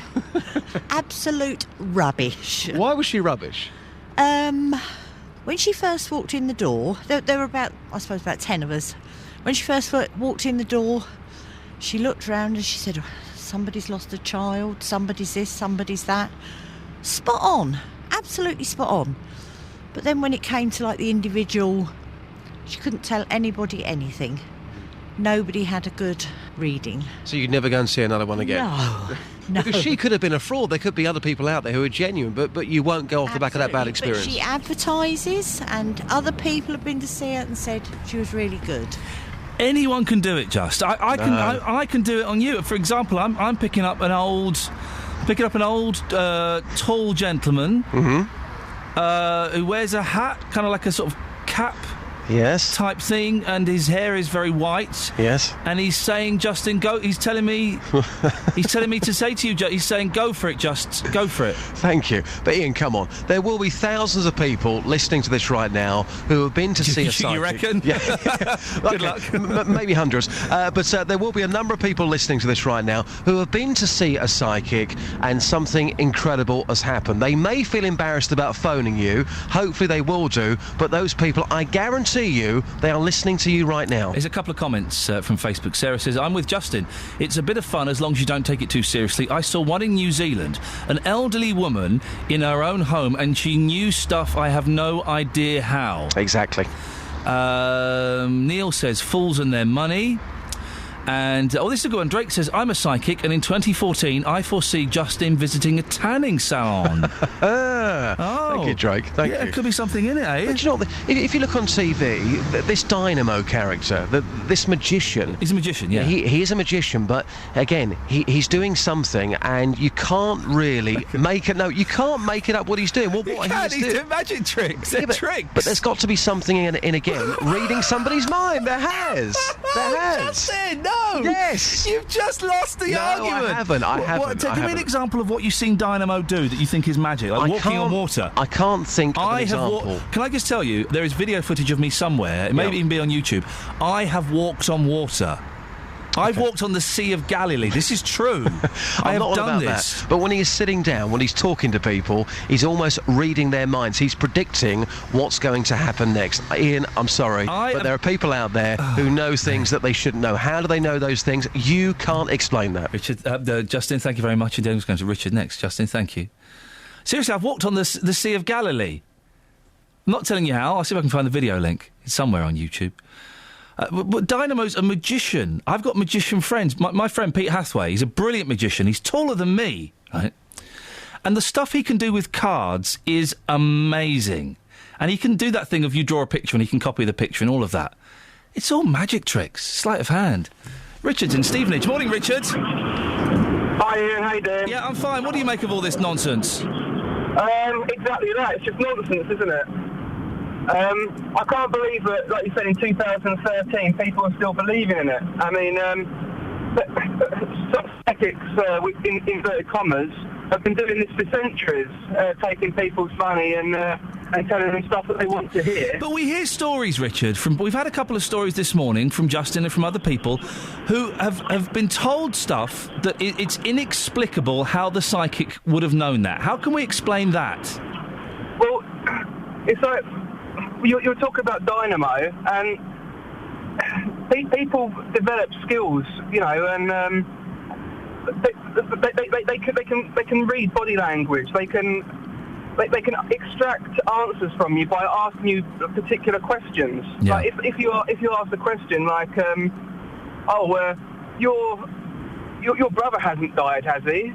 Then you could say no. Oh, I didn't think so. So it's like a double negative question. There's always a way around it. No matter whether or not you say yes or no, the answer's always correct. Richard, thank you very much indeed. I was with Justin until he cited Dynamo as his example of someone who has special powers. The fella's a magician. That's all. I think there are people out there with special powers. Yeah, not Dynamo. He's a magician. He's called Dynamo, for goodness sakes. Jane's in Aylesbury. Morning, Jane. Morning, Ian. Jane, what would you like to say on this nonsense? It's not nonsense, sweetie pie. It is! It's not. The more I'm hearing about it, the more I'm going off the idea. What happened to you?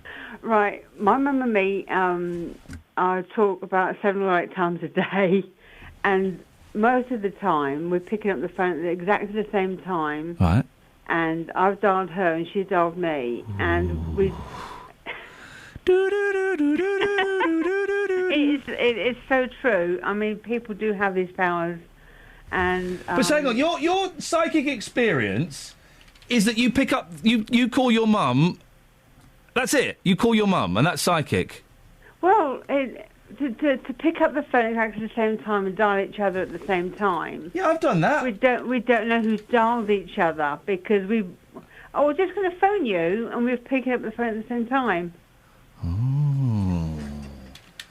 So that could be something spooky in your opinion, could it? Yeah. Okay. I'm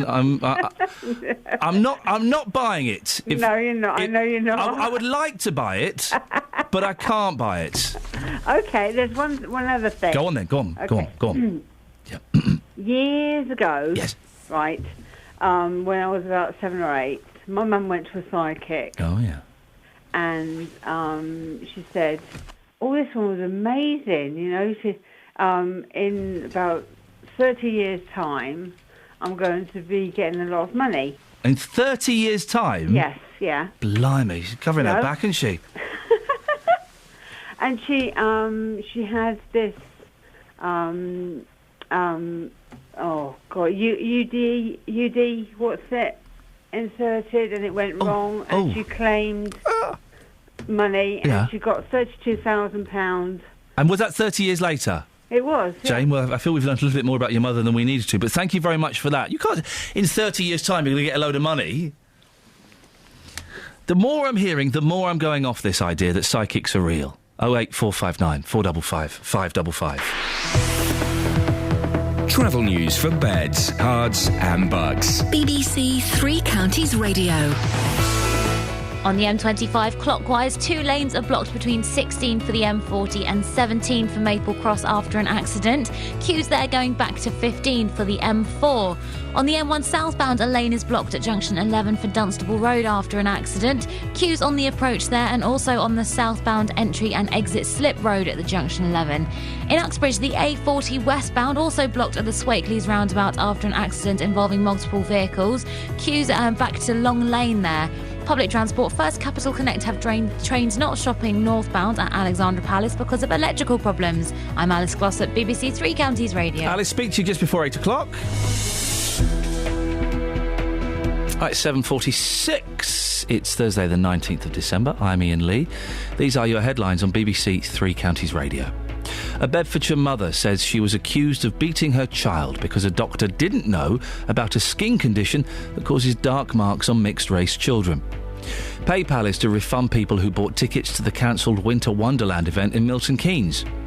In football, West Ham and Manchester United are through to the next round of the League Cup after wins over Tottenham and Stoke.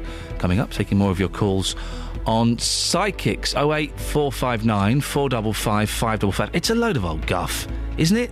Isn't it? Before that, let's get the weather. Here's Elizabeth. Beds, hearts and bucks weather. BBC Three Counties Radio. Elizabeth, where you go? Hello, good morning, Ian. Hello. Well, it's going to stay mostly dry during the daylight hours. There will be some showers, I think, tracking in through the afternoon, mostly into the late afternoon, first part of the evening rush hour.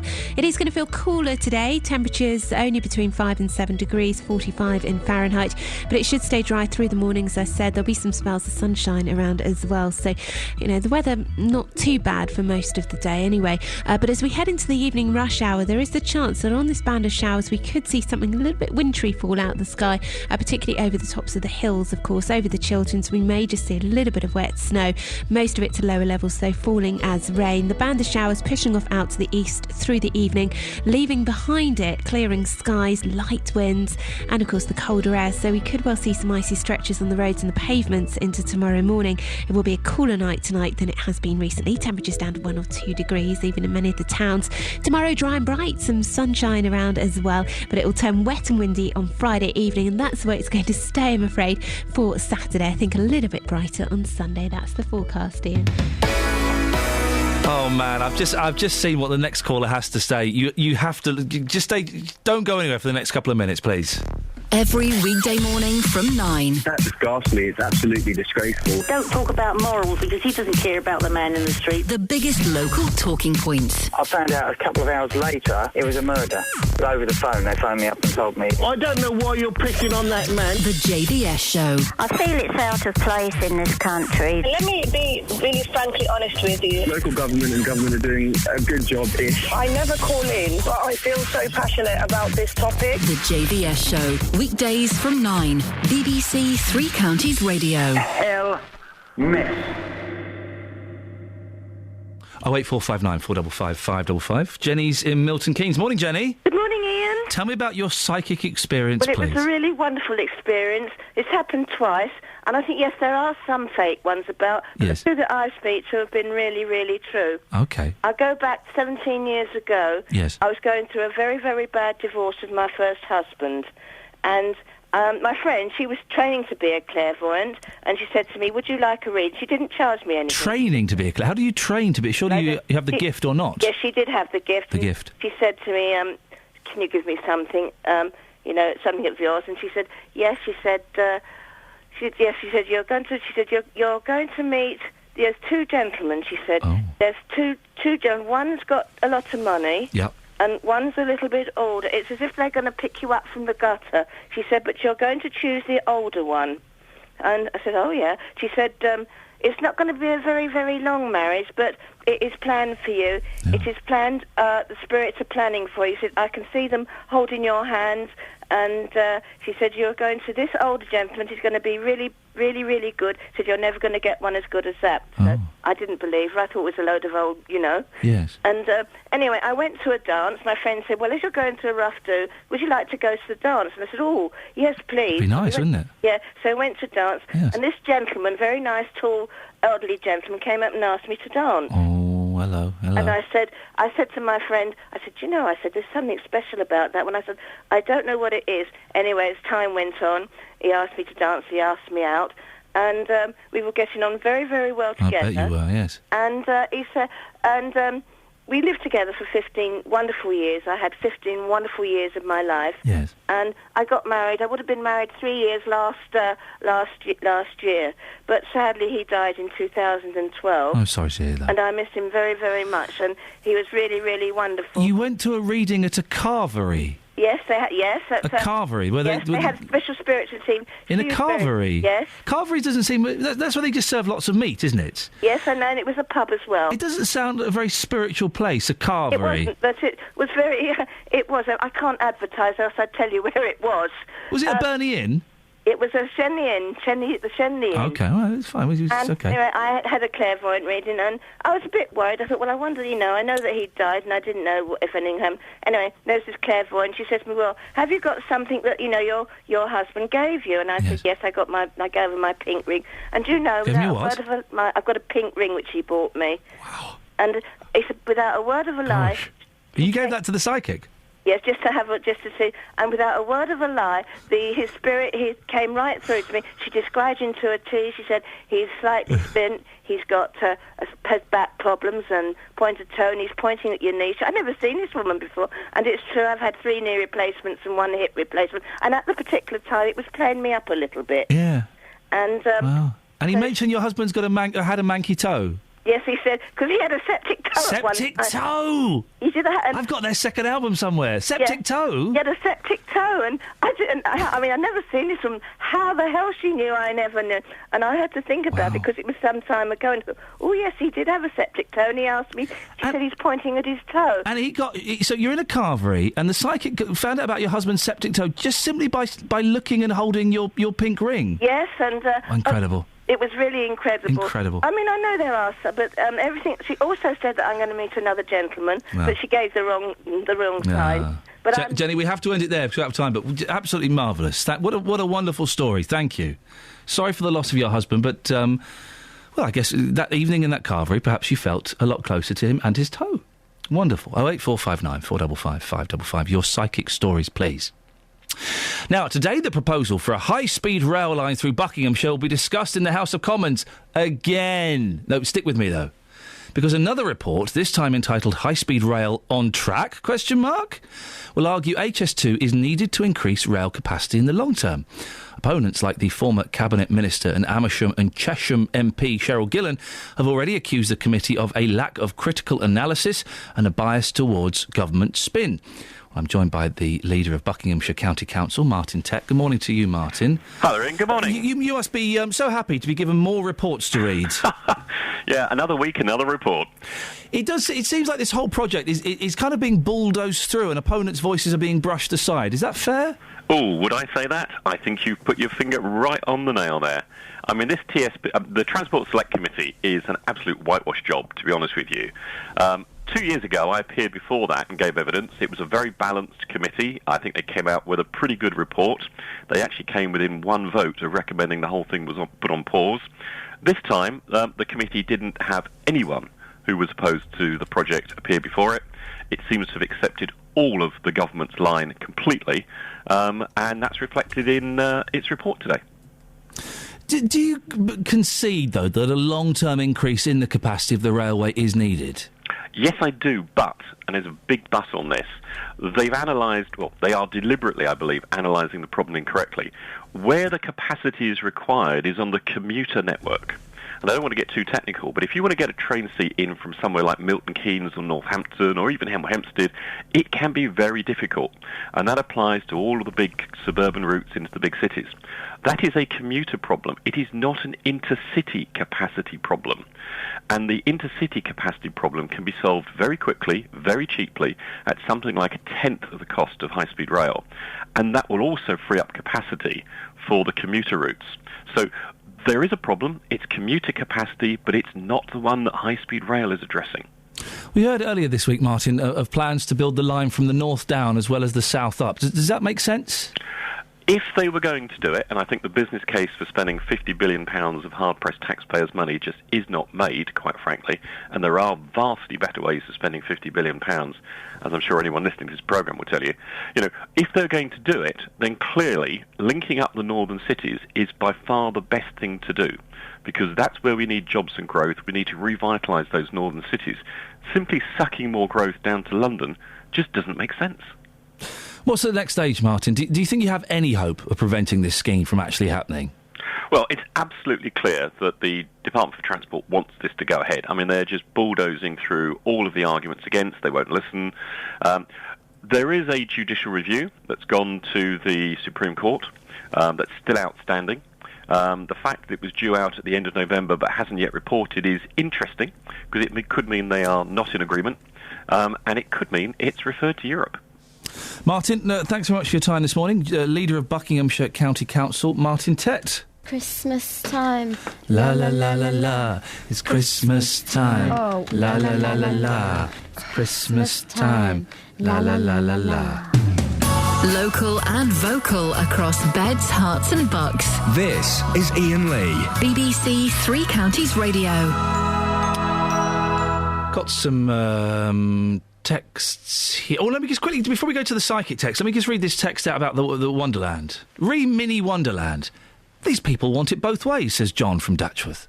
They're getting refunds from the failed event, so if they don't pay to go to the attempted Christmas rescue, it will be a free day for them that some businesses have donated gifts and other stuff now under false pretences. John from Datchworth, bah humbug. It's not just the money, it's the fact that kids had their hearts broken. Not only the kids that went and saw that the Winter Wonderland was a load of old rubbish, but the kids that had been booked up to go and now can't go. You kind of build these things up. I took my boys to see the pantomime yesterday, and I hate it when the tickets are there to be collected. I always want tickets to be sent to me, and the theatre wouldn't send the tickets to me. I'm always so anxious I'm going to get there having built it up. And they go, no, got no tickets for you, sir. Sorry, I don't know what you're talking about. The tickets were there. But you build these things up for the kids, and the disappointment of them not being able to go. So, John from Datchworth, why shouldn't people try and organise a local community event? Why shouldn't people try and make up for the upset that some children have faced? Why shouldn't people get their money back if they've been ripped off? I don't see what your problem is, Grumpy Boots. On the subject of the psychics, Jenny says, I don't know if any of them are genuine or not. Jenny, I can tell you the answer, they're not. But if some people find comfort in talking to them or are helped by them, that's fine in my book. Martin says, mentioned that Justin mentioned his psychic foresaw he'd be doing much more with cameras. Do you think they were referring to his chat roulette profile? Do people still play chat roulette? Is chat roulette still a thing? I think so. Young people, I don't. I played chat roulette once. Did you? Yeah. Isn't it just full of weirdos? It took me 5 hits to get to what I've heard I was going to get. Yeah. Yeah. You kept trying. I kept looking and eventually I found it. An internet sausage. Travel news for Beds, Herts and Bucks. BBC Three Counties Radio. The M25 clockwise has 2 lanes closed between 16 for the M40 and 17 for Maple Cross after an accident. Queues there going back to junction 15 for the M4. The M1 southbound has a lane blocked at junction 11 for Dunstable Road after an accident. Queues on the approach there as well. In Uxbridge, the A40 westbound is blocked at the Swakeleys roundabout after an accident involving several cars. Queues there going back to Long Lane. Also having an impact on the eastbound, where there are queues between the Denham roundabout and the Swakeleys roundabout. I'm Alice Glossop, BBC Three Counties Radio. Thank you, Alice. Well, it turns out loads of you are superstitious old soaps totally buying into this psychic put-on. Your psychic stories, please. 08459 455 555. Here's the news with Jane. Local and vocal across Beds, Herts and Bucks. This is BBC Three Counties Radio.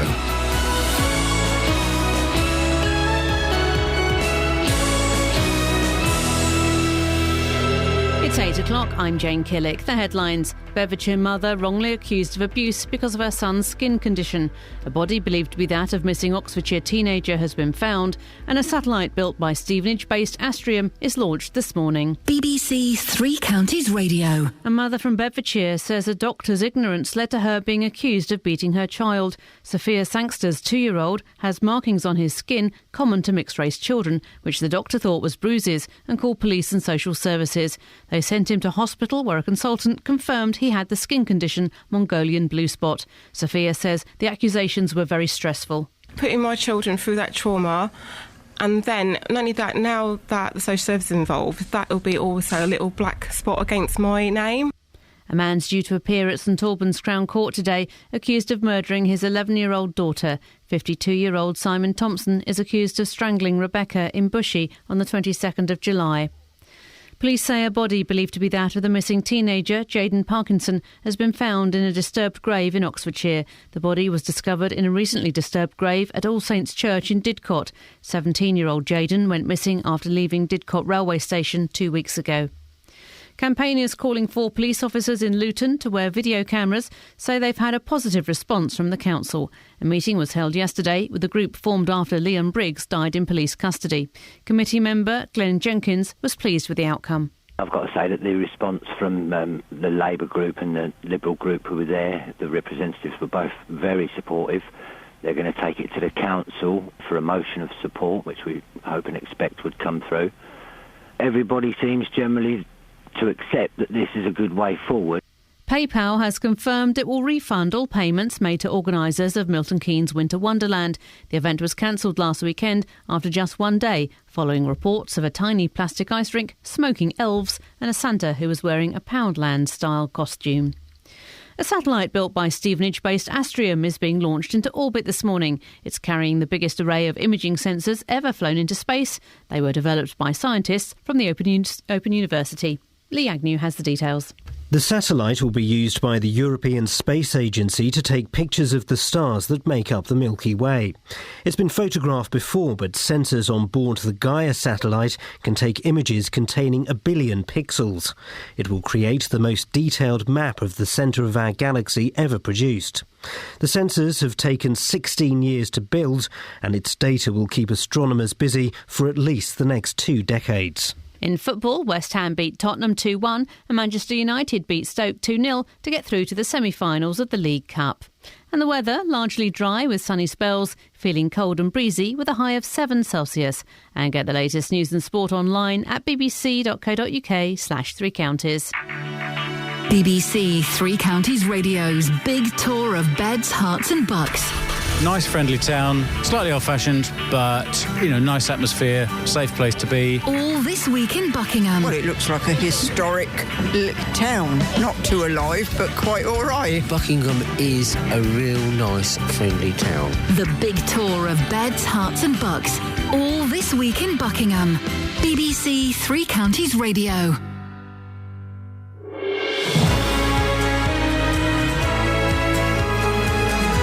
Iain Lee, BBC Three Counties Radio. It's 3 minutes past 8. It's Thursday, the Thursday before Christmas, guys. I am so excited. I just can't hide it. I'm about to lose control, but I think I like it. I like it.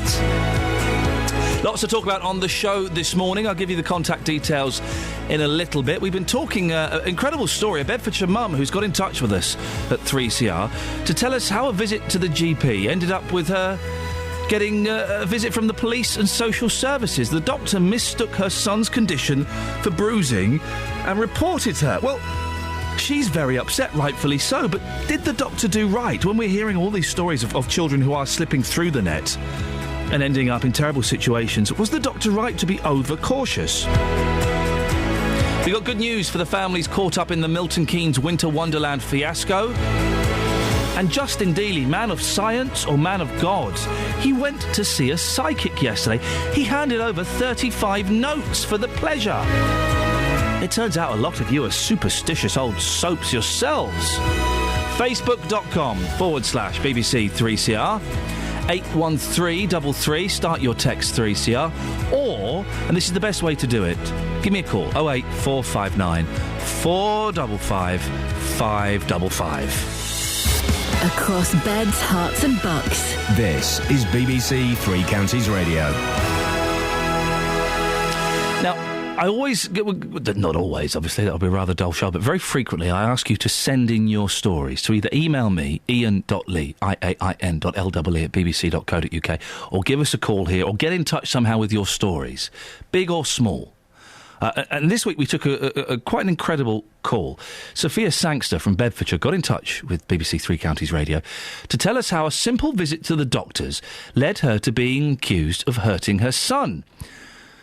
Well, the GP saw birthmarks on the boy's body and thought they were bruises. The police and social services ended up going round. Sophia had to go and see a paediatrician to get the marks signed off. Well, Dr. Anton Alexandrov is a consultant dermatologist at the Manor Hospital in Bedford. Good morning, Doctor. Yes, good morning. What is Mongolian blue spot? Well, basically it's moles, which usually present from birth but can appear within the first few weeks of life. And it can be quite common depending on the race, really. So is it specifically mixed-race children that get it, or can other races get it? No. In people with white skin, it's about 10% of babies will have it.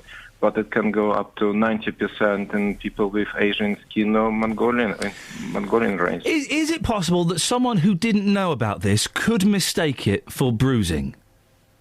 I think it is possible, yes, especially if there's no documentation of this present before, or, if somebody didn't look it up, for example. The thing is that our GPs are very good in treating heart disease and strokes and cancer, but only 1 in 10 of them actually have any dermatology training.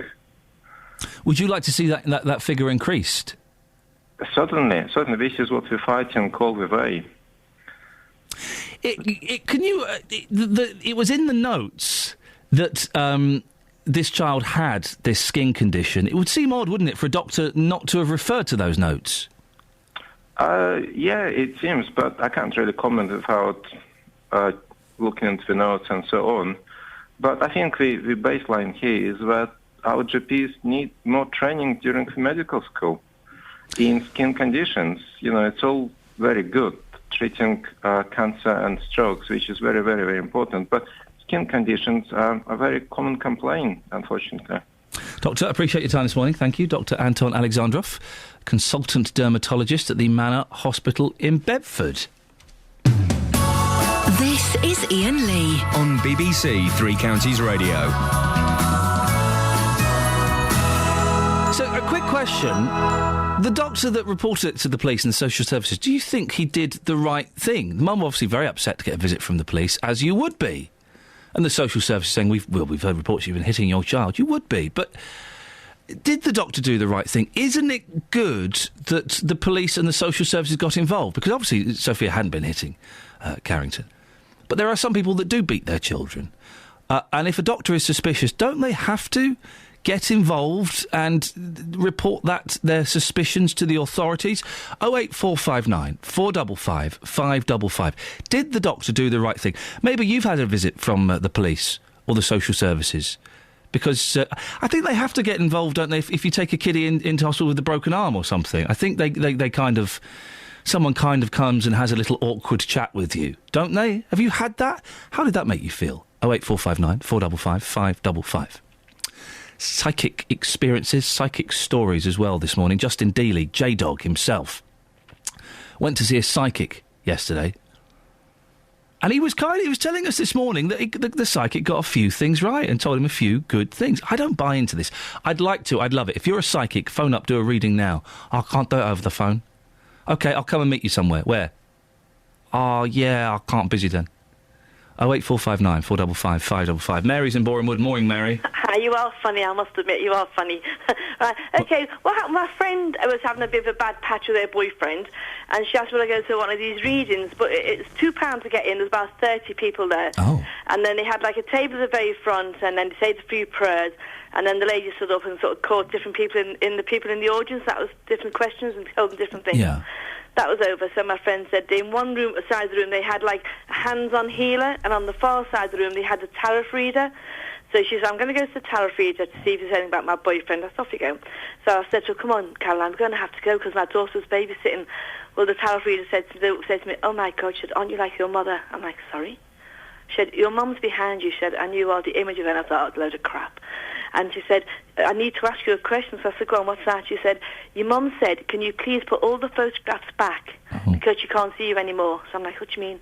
Well, what happened was we were decorating the house, and the photographs on top of the unit I'd put inside the unit with the heads down because of the glass on them. Yeah. But I swear to God, I couldn't get home quick enough.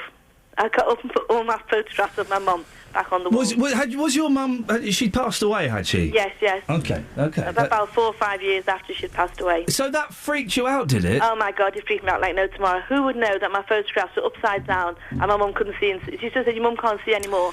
But Mary, I've got a load of photos that are in drawers and are in boxes and stuff. And if someone said to me, "Oh, you should get your photos of your mum out," no, people don't say things like that, do they? They don't say, "Oh, your mum can't see in the room anymore." Well, maybe there is something in it, or maybe it's a load of old guff, Mary. And listen, I must say that Santa of yours yesterday, what a crack! That little Santa's brother and those little kids. Oh, what a laugh I had yesterday with them little kids. Did you have a laugh with them? Oh, I was sitting there creasing up. I thought it was so funny, them little kids. And I'm Santa's brother. I've never heard of you. I thought it was hilarious. Excellent stuff, Mary. Thank you very much indeed. Mary in Borehamwood. I've not a clue.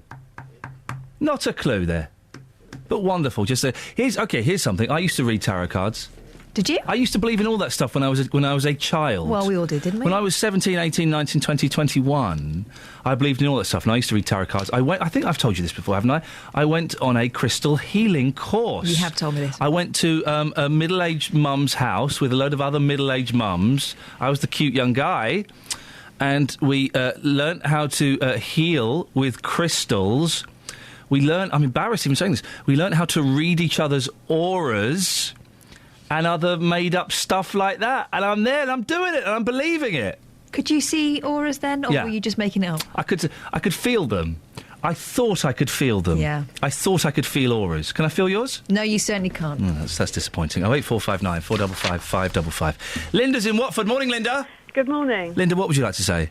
Oh, hi, right. Well, I'd just like to tell you about an experience I had with a psychic. I was working with teenagers in care in Hemel Hempstead. Oh, yeah. And I was a residential social worker, and there was a lady called Leslie who was the cook. Yeah. And we became friends, and the first day I met her, she did a palm reading, which was very good. We became friends, and we talked about these things over the course of about 6 weeks. She then moved to Northampton.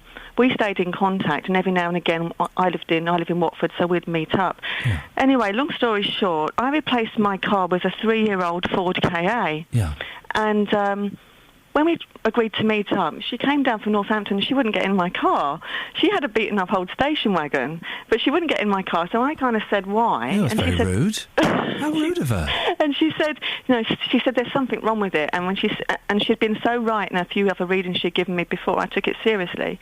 And I took it back to the dealer, and she said to me, please take it back to the dealer, there's something wrong with it. So I took it back, and they ran the engine for a couple of days, ran me back, there's nothing wrong with it.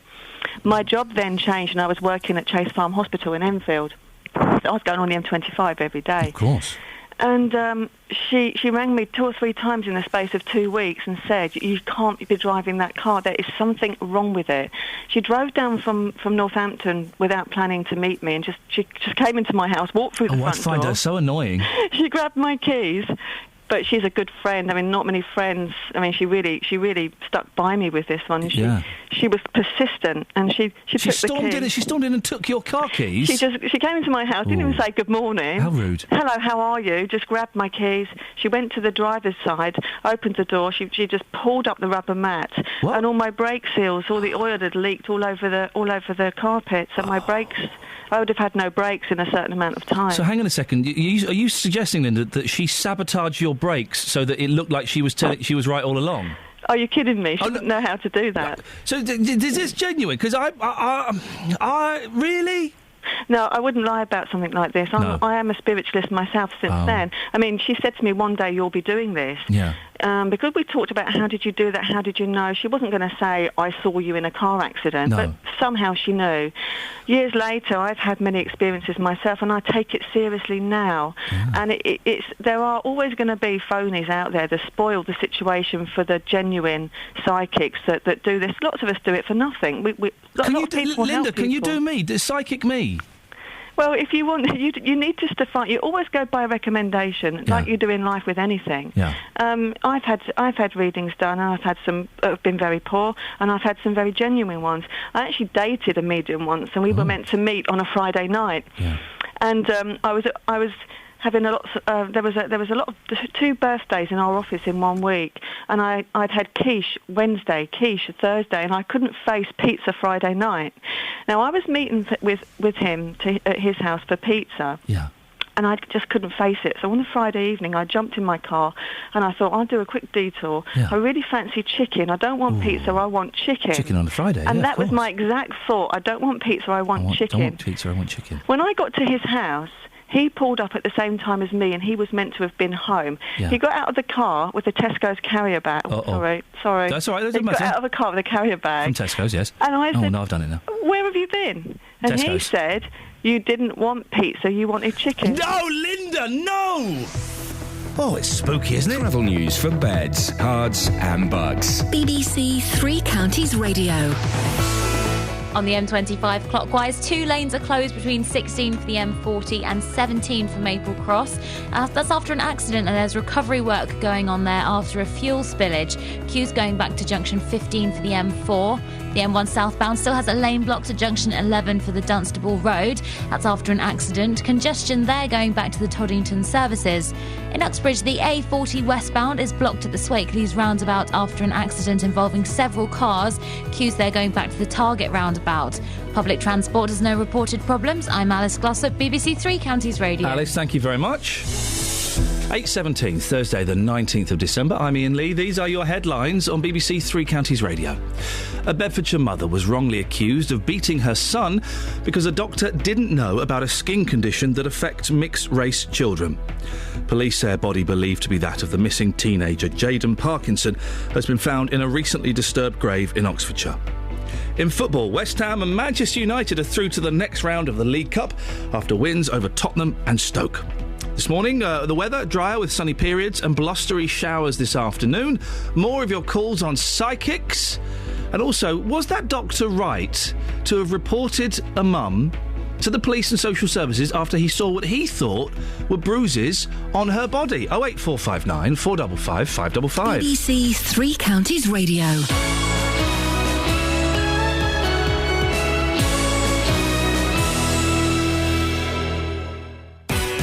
This Saturday, at the end of a spectacular series, someone's taking home the Strictly Glitterball trophy. Bruce and I are back for an all-girl grand final. Susanna Reid. Absolutely phenomenal. A total privilege and an honour.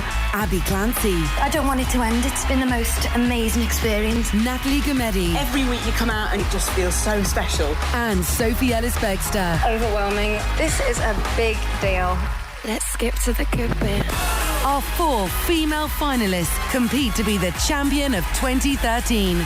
Strictly Come Dancing, the final.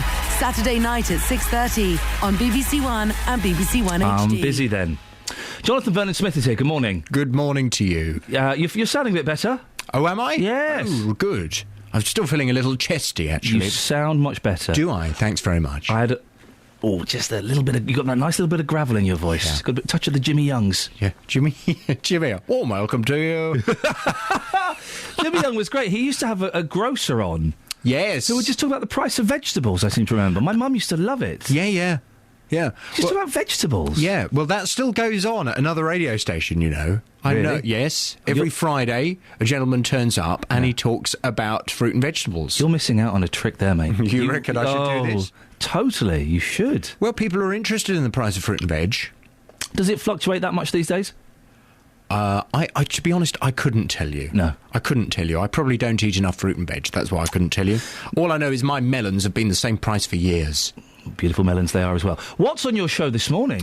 Well, it's interesting. We talk about money. Yes. Because money is what we're going to discuss after 9 this morning on the Big Phone In. Do you despise or admire people who pay as little tax as possible? A committee of MPs say the government has let big business avoid paying their fair share of tax in this country. Labour MP Margaret Hodge argues the Treasury is owed £35 billion, but Revenue and Customs only chase small firms and individuals, not global giants. The Public Accounts Committee have produced a report which identifies Google, Starbucks, Vodafone and Amazon as having an easy ride when it comes to tax collection. Well, this morning I want your views. Do you despise or admire people who pay as little tax as possible? We know that these companies, they seem to be paying as little tax as they are from a legal perspective. Yes. So, do we admire that? Do we think, well, yeah, you know what, good on you. Any of us would do the same. If we could pay as little tax as humanly possible, we'd go for that. Or do you think it's morally disgusting? Should they be ashamed of themselves? Should anyone who minimises the amount of tax they pay be thoroughly ashamed? Your views from 9 08459 455 555. This is Iain Lee on BBC Three Counties Radio.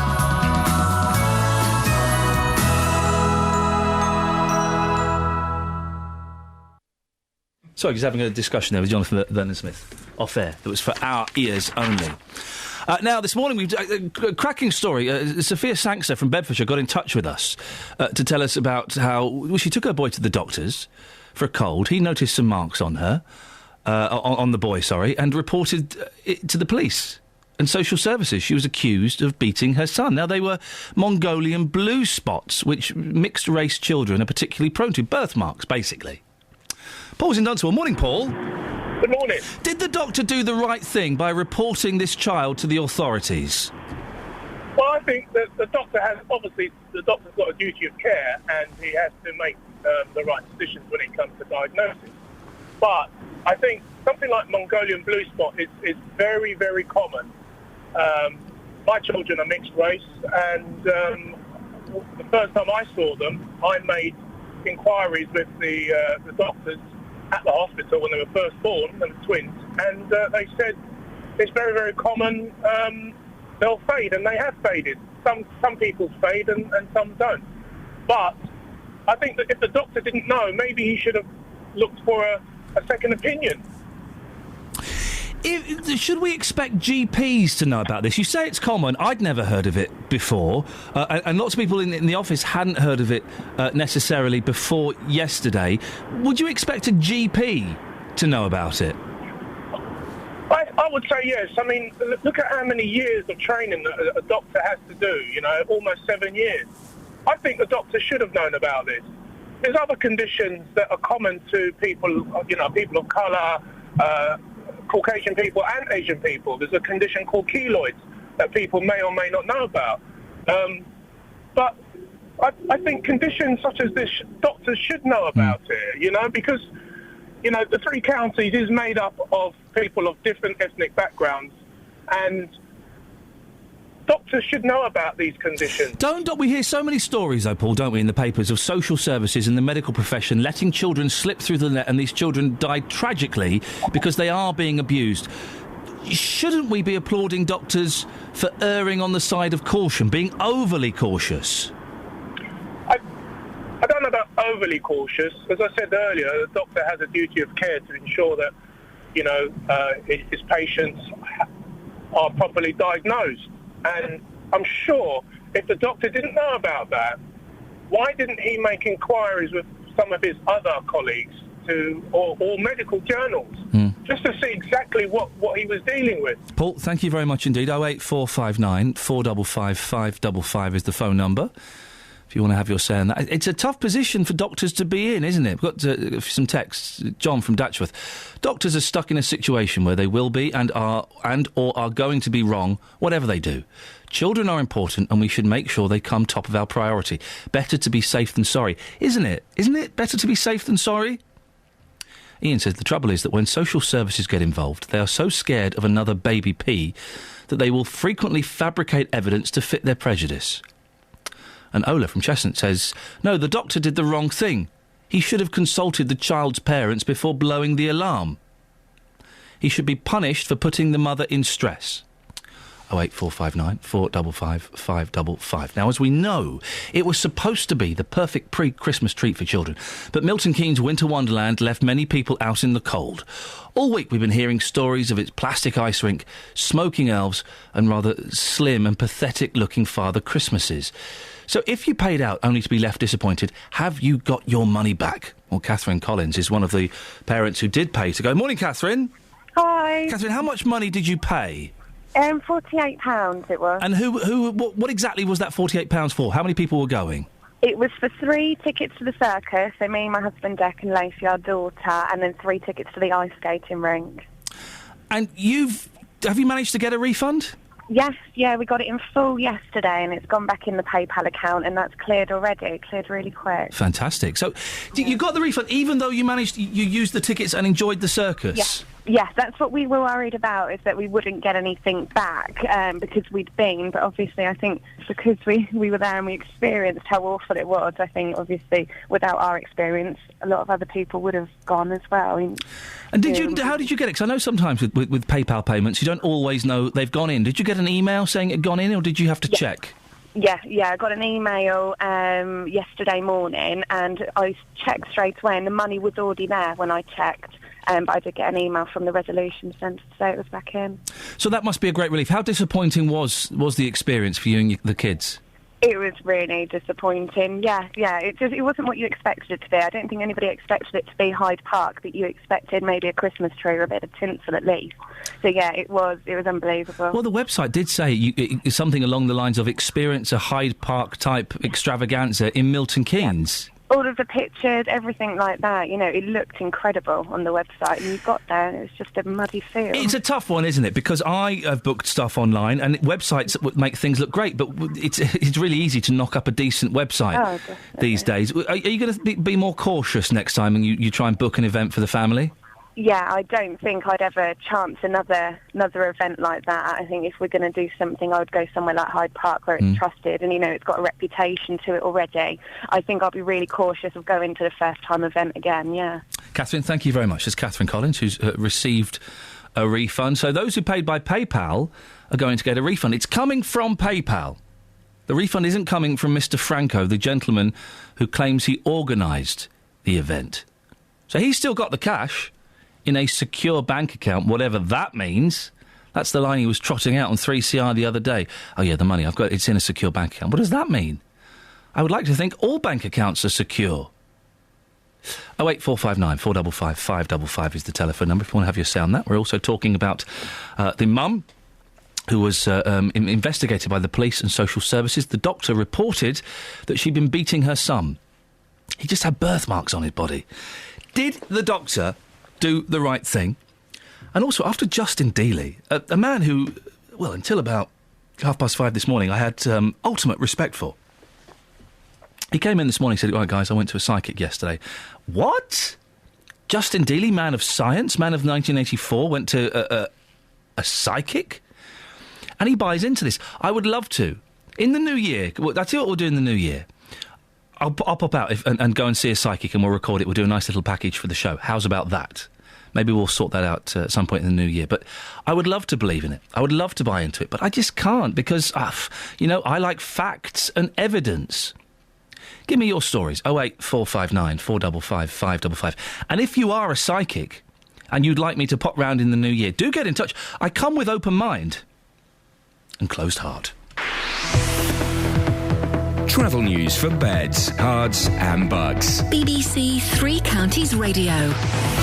Major problems on the A40 this morning. Westbound is closed at the Swakeleys roundabout after an accident involving several vehicles. Queues there going back to the Target roundabout. On the M1 southbound, there's a lane blocked at junction 11 for Dunstable Road after an accident. Congestion there going back to the Toddington services. On the M25 clockwise, 2 lanes closed between 16 for the M40 and 17 for Maple Cross. That's after an accident and recovery work going on there because of a fuel spillage. Queues going back to 15 for the M4. Anti-clockwise also queuing between 18 for Chorleywood and 16 for the M40. Public transport has no reported problems. I'm Alice Glossop, BBC Three Counties Radio. Alice, you're a girl, aren't you? I am. I've spotted this because you've recently followed us on Twitter. Thank you very much for that. You're welcome. Now, as a girl, you're more prone to believing in this nonsense. Do you believe in psychics and seances and things like that? I'm afraid not even slightly. Really? Yeah. It is all a load of old nonsense, isn't it? I would say so, but I'm, again, open to other opinions completely. I'm glad you are Very a woman diplomatic. of science. You are welcome to stay on this show as long as you want. Alice, thank you very much indeed. It's coming up to 8:30. Let's get the latest news and sport now. Here's Jane Killick. Across beds, hearts and bugs. This is BBC Three Counties Radio.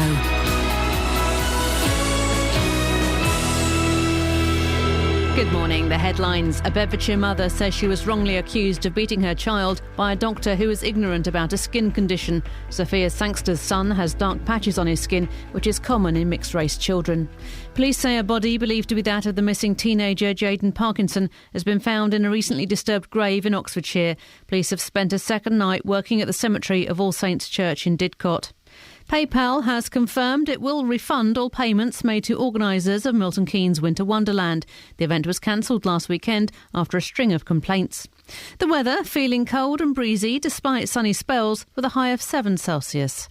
On to sport and in football. Watford will aim to end a 9-match run without a win when they go to Ipswich this weekend in the Hornets' first game under new head coach Giuseppe Sanino.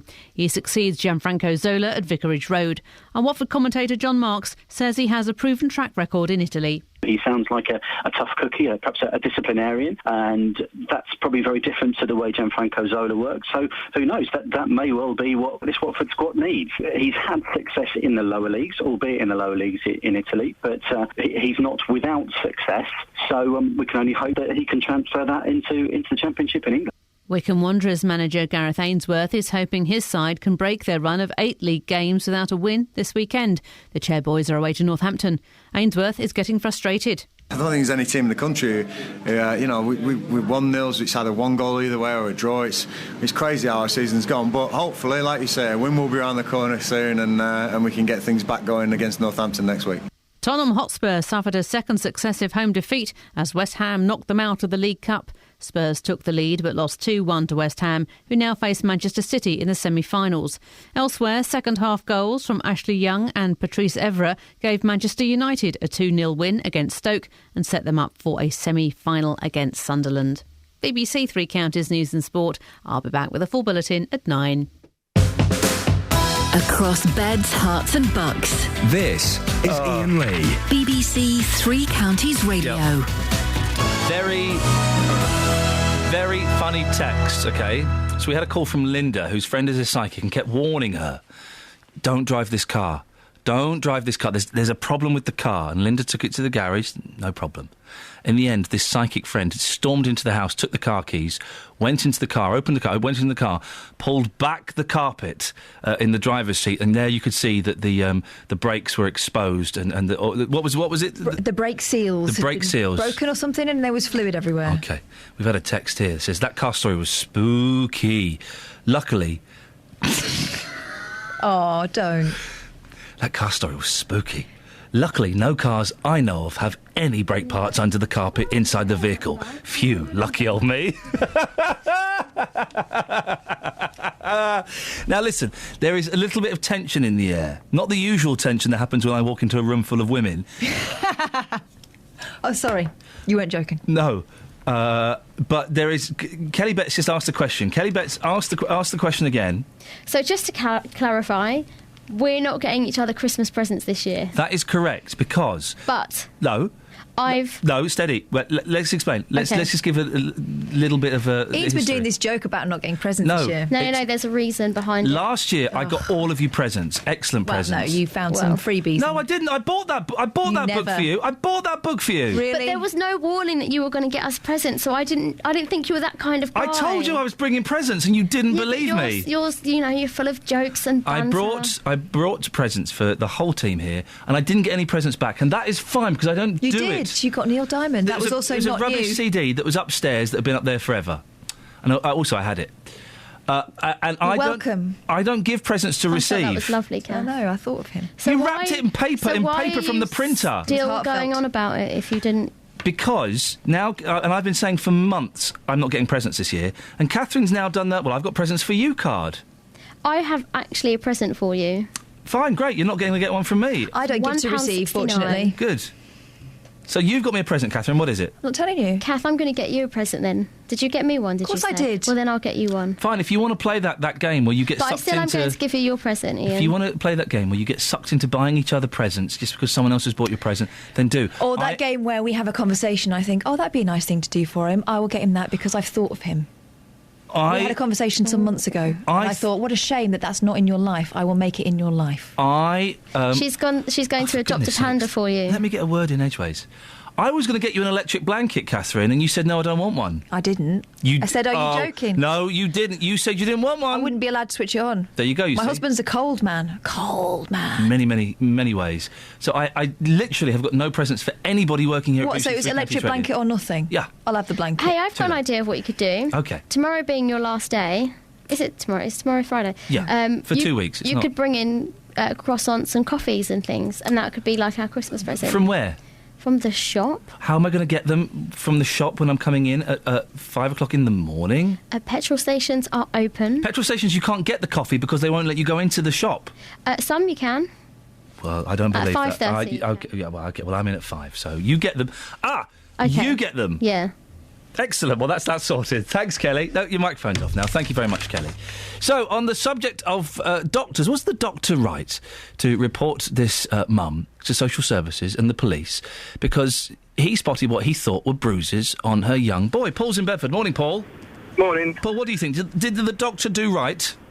Well, I'm old enough to realise, doctors are human, sometimes make errors in judgment, and I have got sympathy for the lady being upset, scared, and all that. I would feel the same thing, I think, if it was me. But I'd rather an adult be upset about what's happened rather than a child be abused. I'd rather, the call go that way rather than a doctor not do anything and potentially there'd be something going on. So you're saying that the doctors need to err on the side of caution? Would you rather that if you went to him for cancer or something else? Well, Paul, cancer's got nothing to do with it. Sure, you brought in cancer. It's a medical judgment, isn't it, on some... Yeah, all right, you can go for tests, but in terms of, is it this or is it that? I would rather a doctor didn't say, hey, you've got cancer, and then send me for some tests and go, actually, you haven't got cancer, if that's what the point you're making. But I don't think the cancer parallel is... No, you're missing the point now. But you went and said that he said you'd have something, that he did something about it, not that he said you had something. So he did something about it. The process might be blunt in terms of it goes to social services and the police, so that's a blunt process. But if you're a parent and you get accused of beating your son, how's that going to make you feel? I'd feel furious. I'd be furious. No, I agree with you entirely. I'm just saying people are human, doctors are human.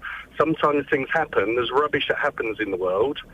So him making that call, yes, it was incorrect because of his lack of knowledge of that particular stuff, but I'd rather somebody get upset at that rather than a child be abused. Paul, thank you very much indeed. 08459 455 555. Do you agree with Paul that we have to err on the side of caution? I'm quite sure what the cancer parallel was there, but thank you very much for making that point. Steve's in Hemel. Morning, Steve. Hello, Ian. How you going? Yeah, I'm good, thank you. You've called him about psychics. Yes, I have, yes. Go on, it's a load of old nonsense, isn't it? No, a couple of years ago I didn't really, believe in them, bits and pieces. And I say I went to a place in Long Lane after losing my wife in 2012. And I say it was, I was desperate to find out something. And so the lady in the shop I went to go and see, her name is Denise, And she told me everything that we were talking about the last couple of nights before my wife had died. And she was so spot on with, even the conversation we was having. And I say, unless she was in the room, while my wife was the last couple of days, it was really surreal. She basically, everything she said, and I was sitting there and she said, "Oh, come on in, get a ring out then." And I had a ring and a little bag inside a pocket, and she even told me what was inside the ring.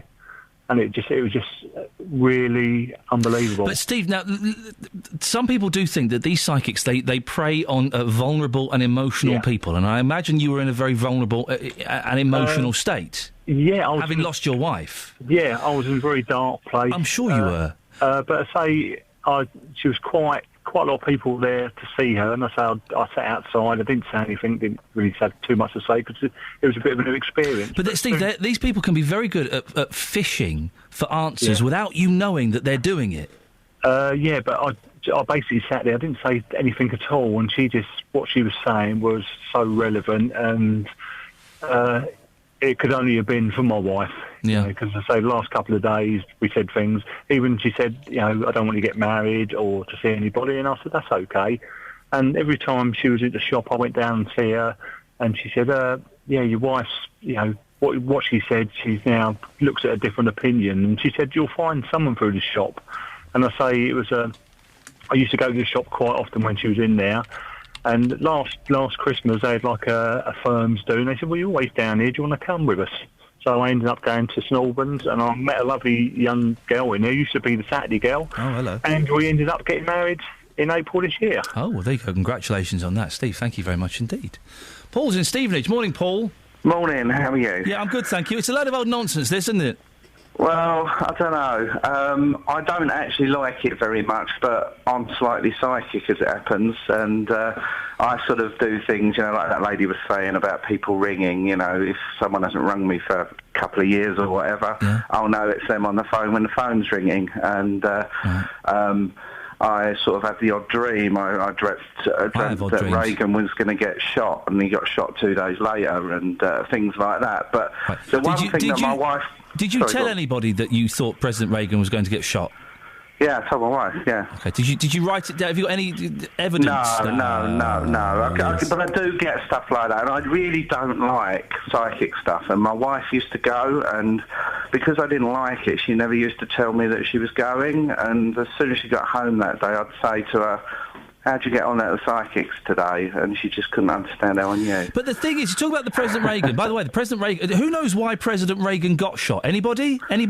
Catherine, do you know why he got shot? No. It was a stalker who was obsessed with Jodie Foster who shot President Reagan to impress her. Oh. Isn't that an incredible Really? story? Yeah, that's an incredible story. He was obsessed with Jodie Foster. Weird. But the chances are, with 6 billion people in the world, that one person... would have a dream that President Reagan was going to get shot, wouldn't they? Just by coincidence. Coinky doink. Yeah, it's weird, isn't it? But what was the most recent one you had, Paul?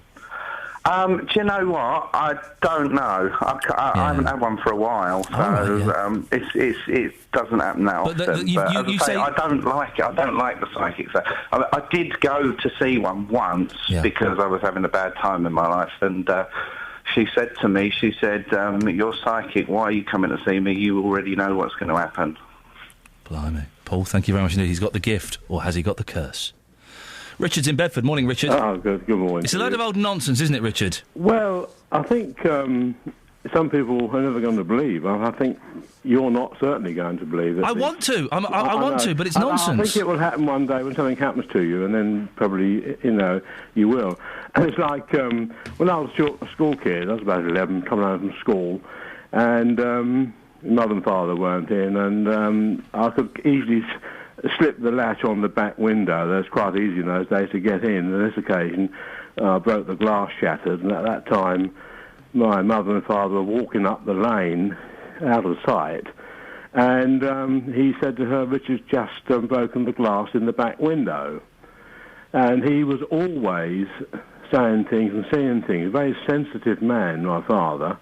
Another occasion, I was cycling to school, and I ran into the back of a car. I was going too quick down a hill, And he said to her, Richard just been in an accident, but he's okay. You know, you can't explain things like that, can you?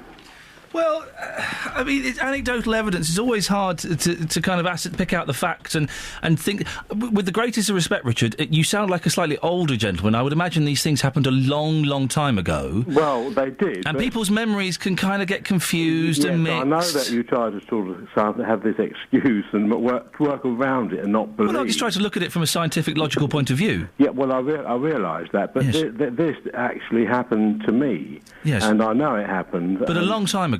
It did, but there are things that have happened to me, to myself, recently. You know, give us the most recent psychic experience you've had. Well, it can happen that I'll be here and I'll have a picture and a vision that my wife is going to be coming in the door.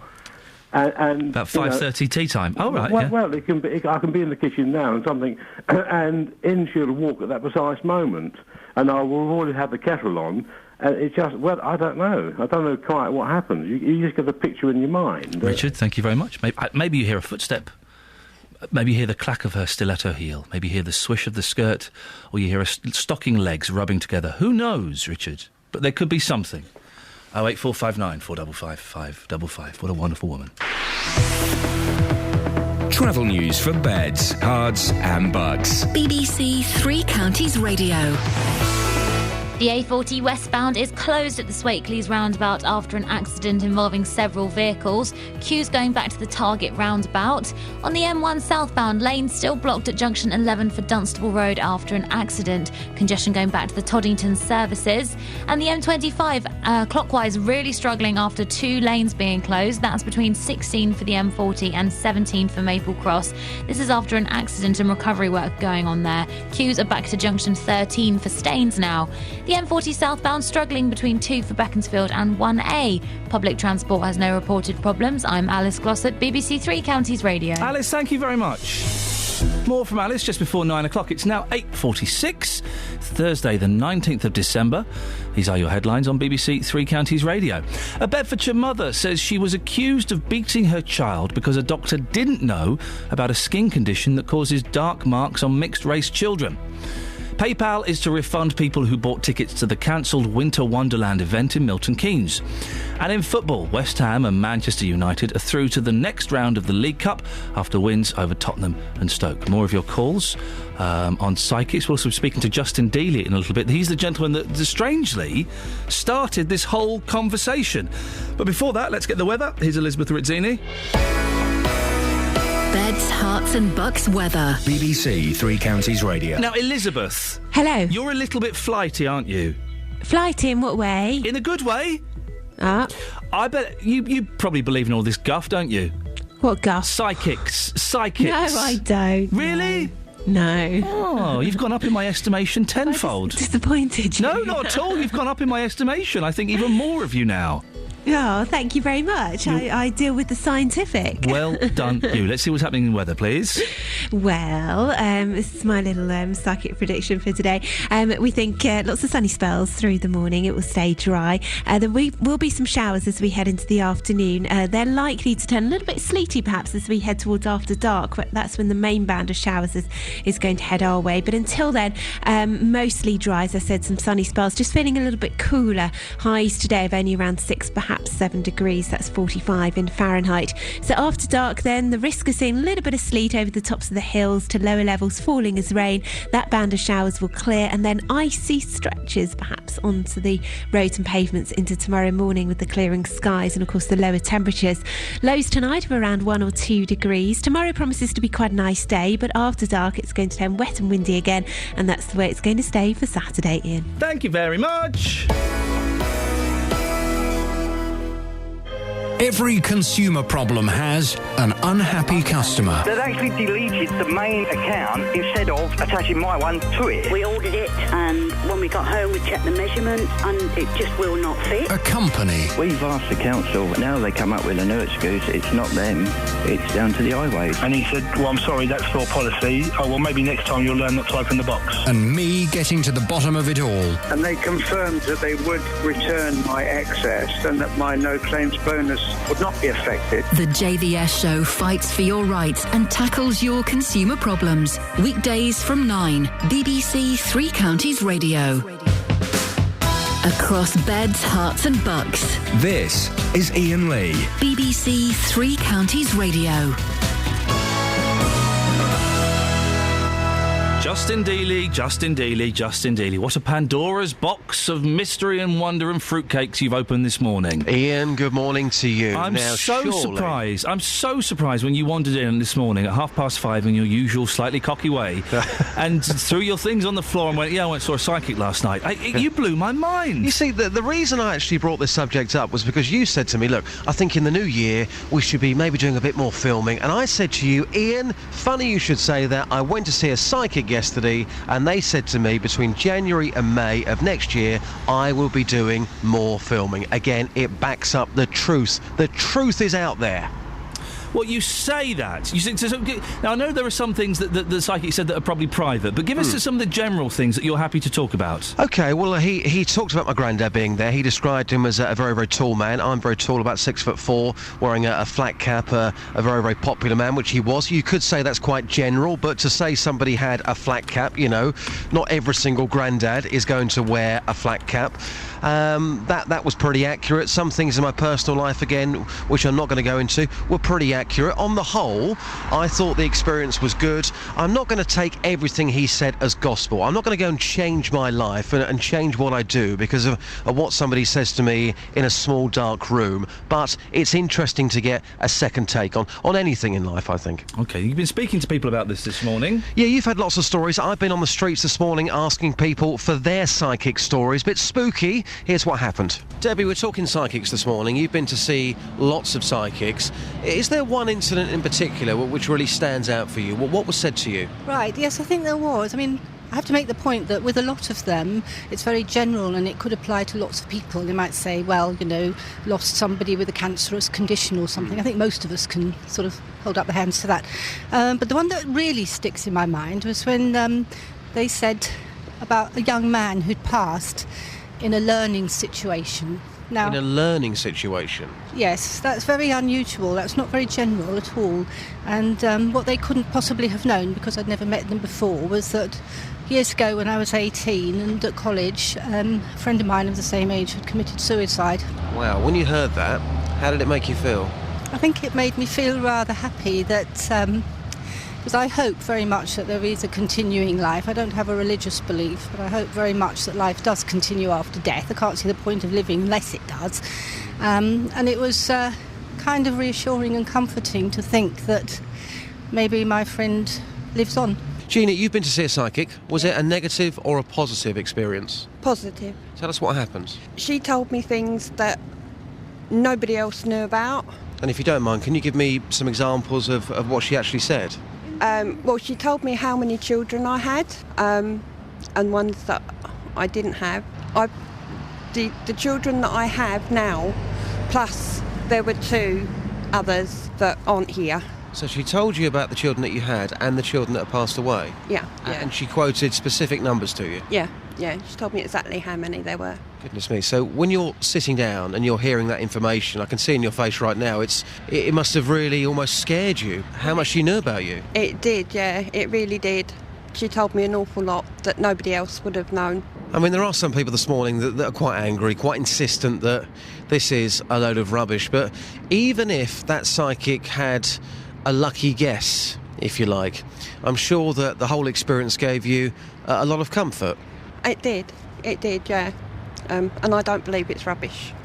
I'm not saying that there are some out there that think they know what they're talking about and don't, but there are some that do know what they're talking about, and this one certainly did. So people should maybe just give it a try. Well, they should give them the benefit of the doubt.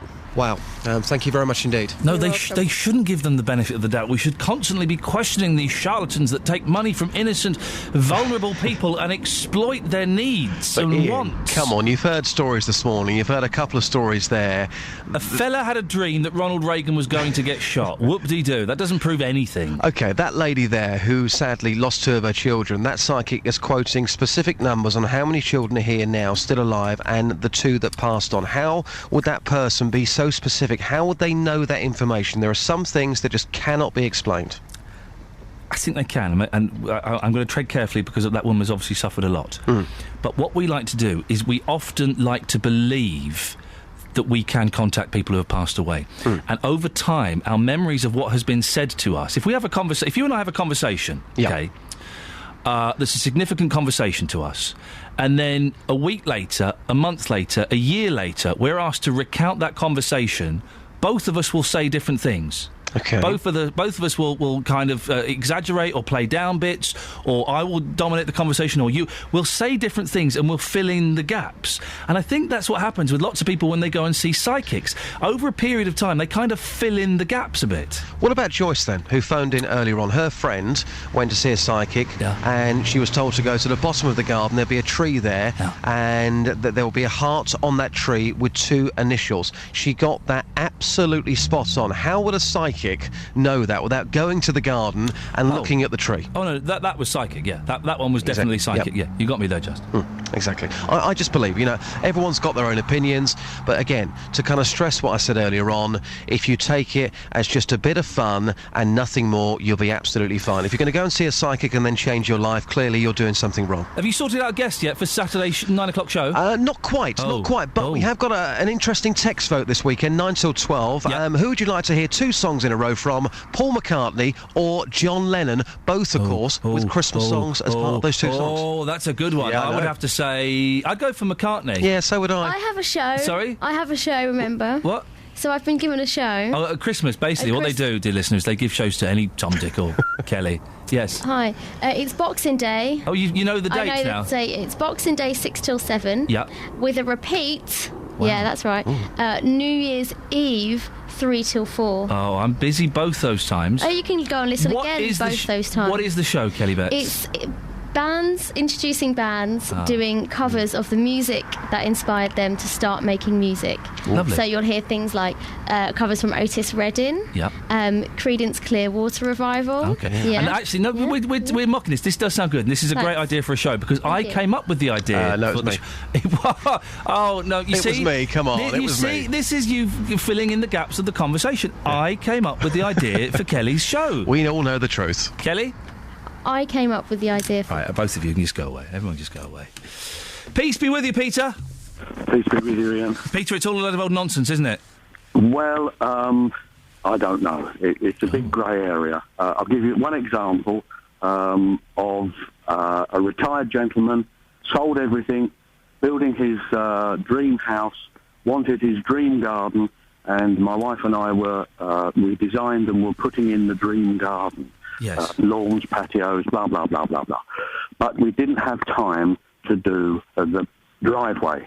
He asked, can we do the driveway? No, we can't do the driveway. But I knew someone that could. Yes. Now, this chap was of gypsy extraction, lovely, lovely fella, and very dark, penetrating eyes, but he had something about him. Yeah. Anyway, he put in a good price, got the job, and I met him many weeks later. How did the job go? Finished, no problem, supersonic, but you do realise that your customer will not live to see the garden and everything in bloom because he'll be dead within 3 months.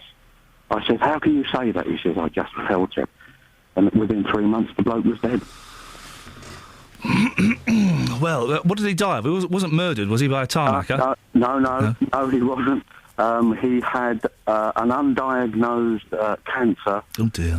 And within 2 weeks of the diagnosis, he was gone. So you believe that some people have special powers? I do believe that some people have something. Whether it's powers or not, I don't know. We had one other little story where my wife and I were putting in a fence in a huge mansion. Do all of these psychic stories involve you gardening? Lots of them. Yes, okay. I spent 54 years gardening. Okay. Anyway, we unearthed human remains. And now I knew it was human remains because I'd been a grave digger, and I recognised straight away they'd been there a long, long time. Yeah. So we reinterred, and we realigned the fence line and the posts, etc. Told no one, forgot about it. A week later, both my wife and I, we were working on repairing a mower that had broken down in the middle of the lawn. And she says, "Who's that looking at us?" I looked round. I said, "I don't know." And it was a person in a cloak, funny-looking hat, etc. And he just dissolved as we watched. And I even now I feel creepy. Well, Peter, what a spooky way to end the show. Thank you very much indeed. Man alive, I'm spooked. Travel news for beds, cards and bugs. BBC Three Counties Radio. The A40 westbound closed between the Swakeleys roundabout and the Denham roundabout. There's an accident involving several vehicles with severe delays now to the Medway underpass. M25 clockwise, all lanes have reopened between 16 for the M40 and 17 for Maple Cross after an accident. But there is still congestion going back to junction 13 for Staines at the moment.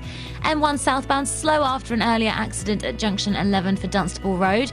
And on public transport, there's no reported problems. I'm Alice Glossop, BBC Three Counties Radio. Alice, excellent stuff. Thank you very much indeed. Well, thank you for everyone who took part in the show today. Lots of great calls. I'm back tomorrow, my last show before the Christmas holidays. So do join me at 6 o'clock tomorrow. JVS is up next, but until tomorrow, from me, ta-ta. Local and vocal across beds, hearts and bucks. This is BBC Three Counties Radio. Thank you, Iain. Good morning. Welcome to the JVS show. I'm Jonathan Vernon-Smith. It's Thursday. It's 9 o'clock. And on today's Big Phone-In, do you despise or admire people who pay as little tax as possible?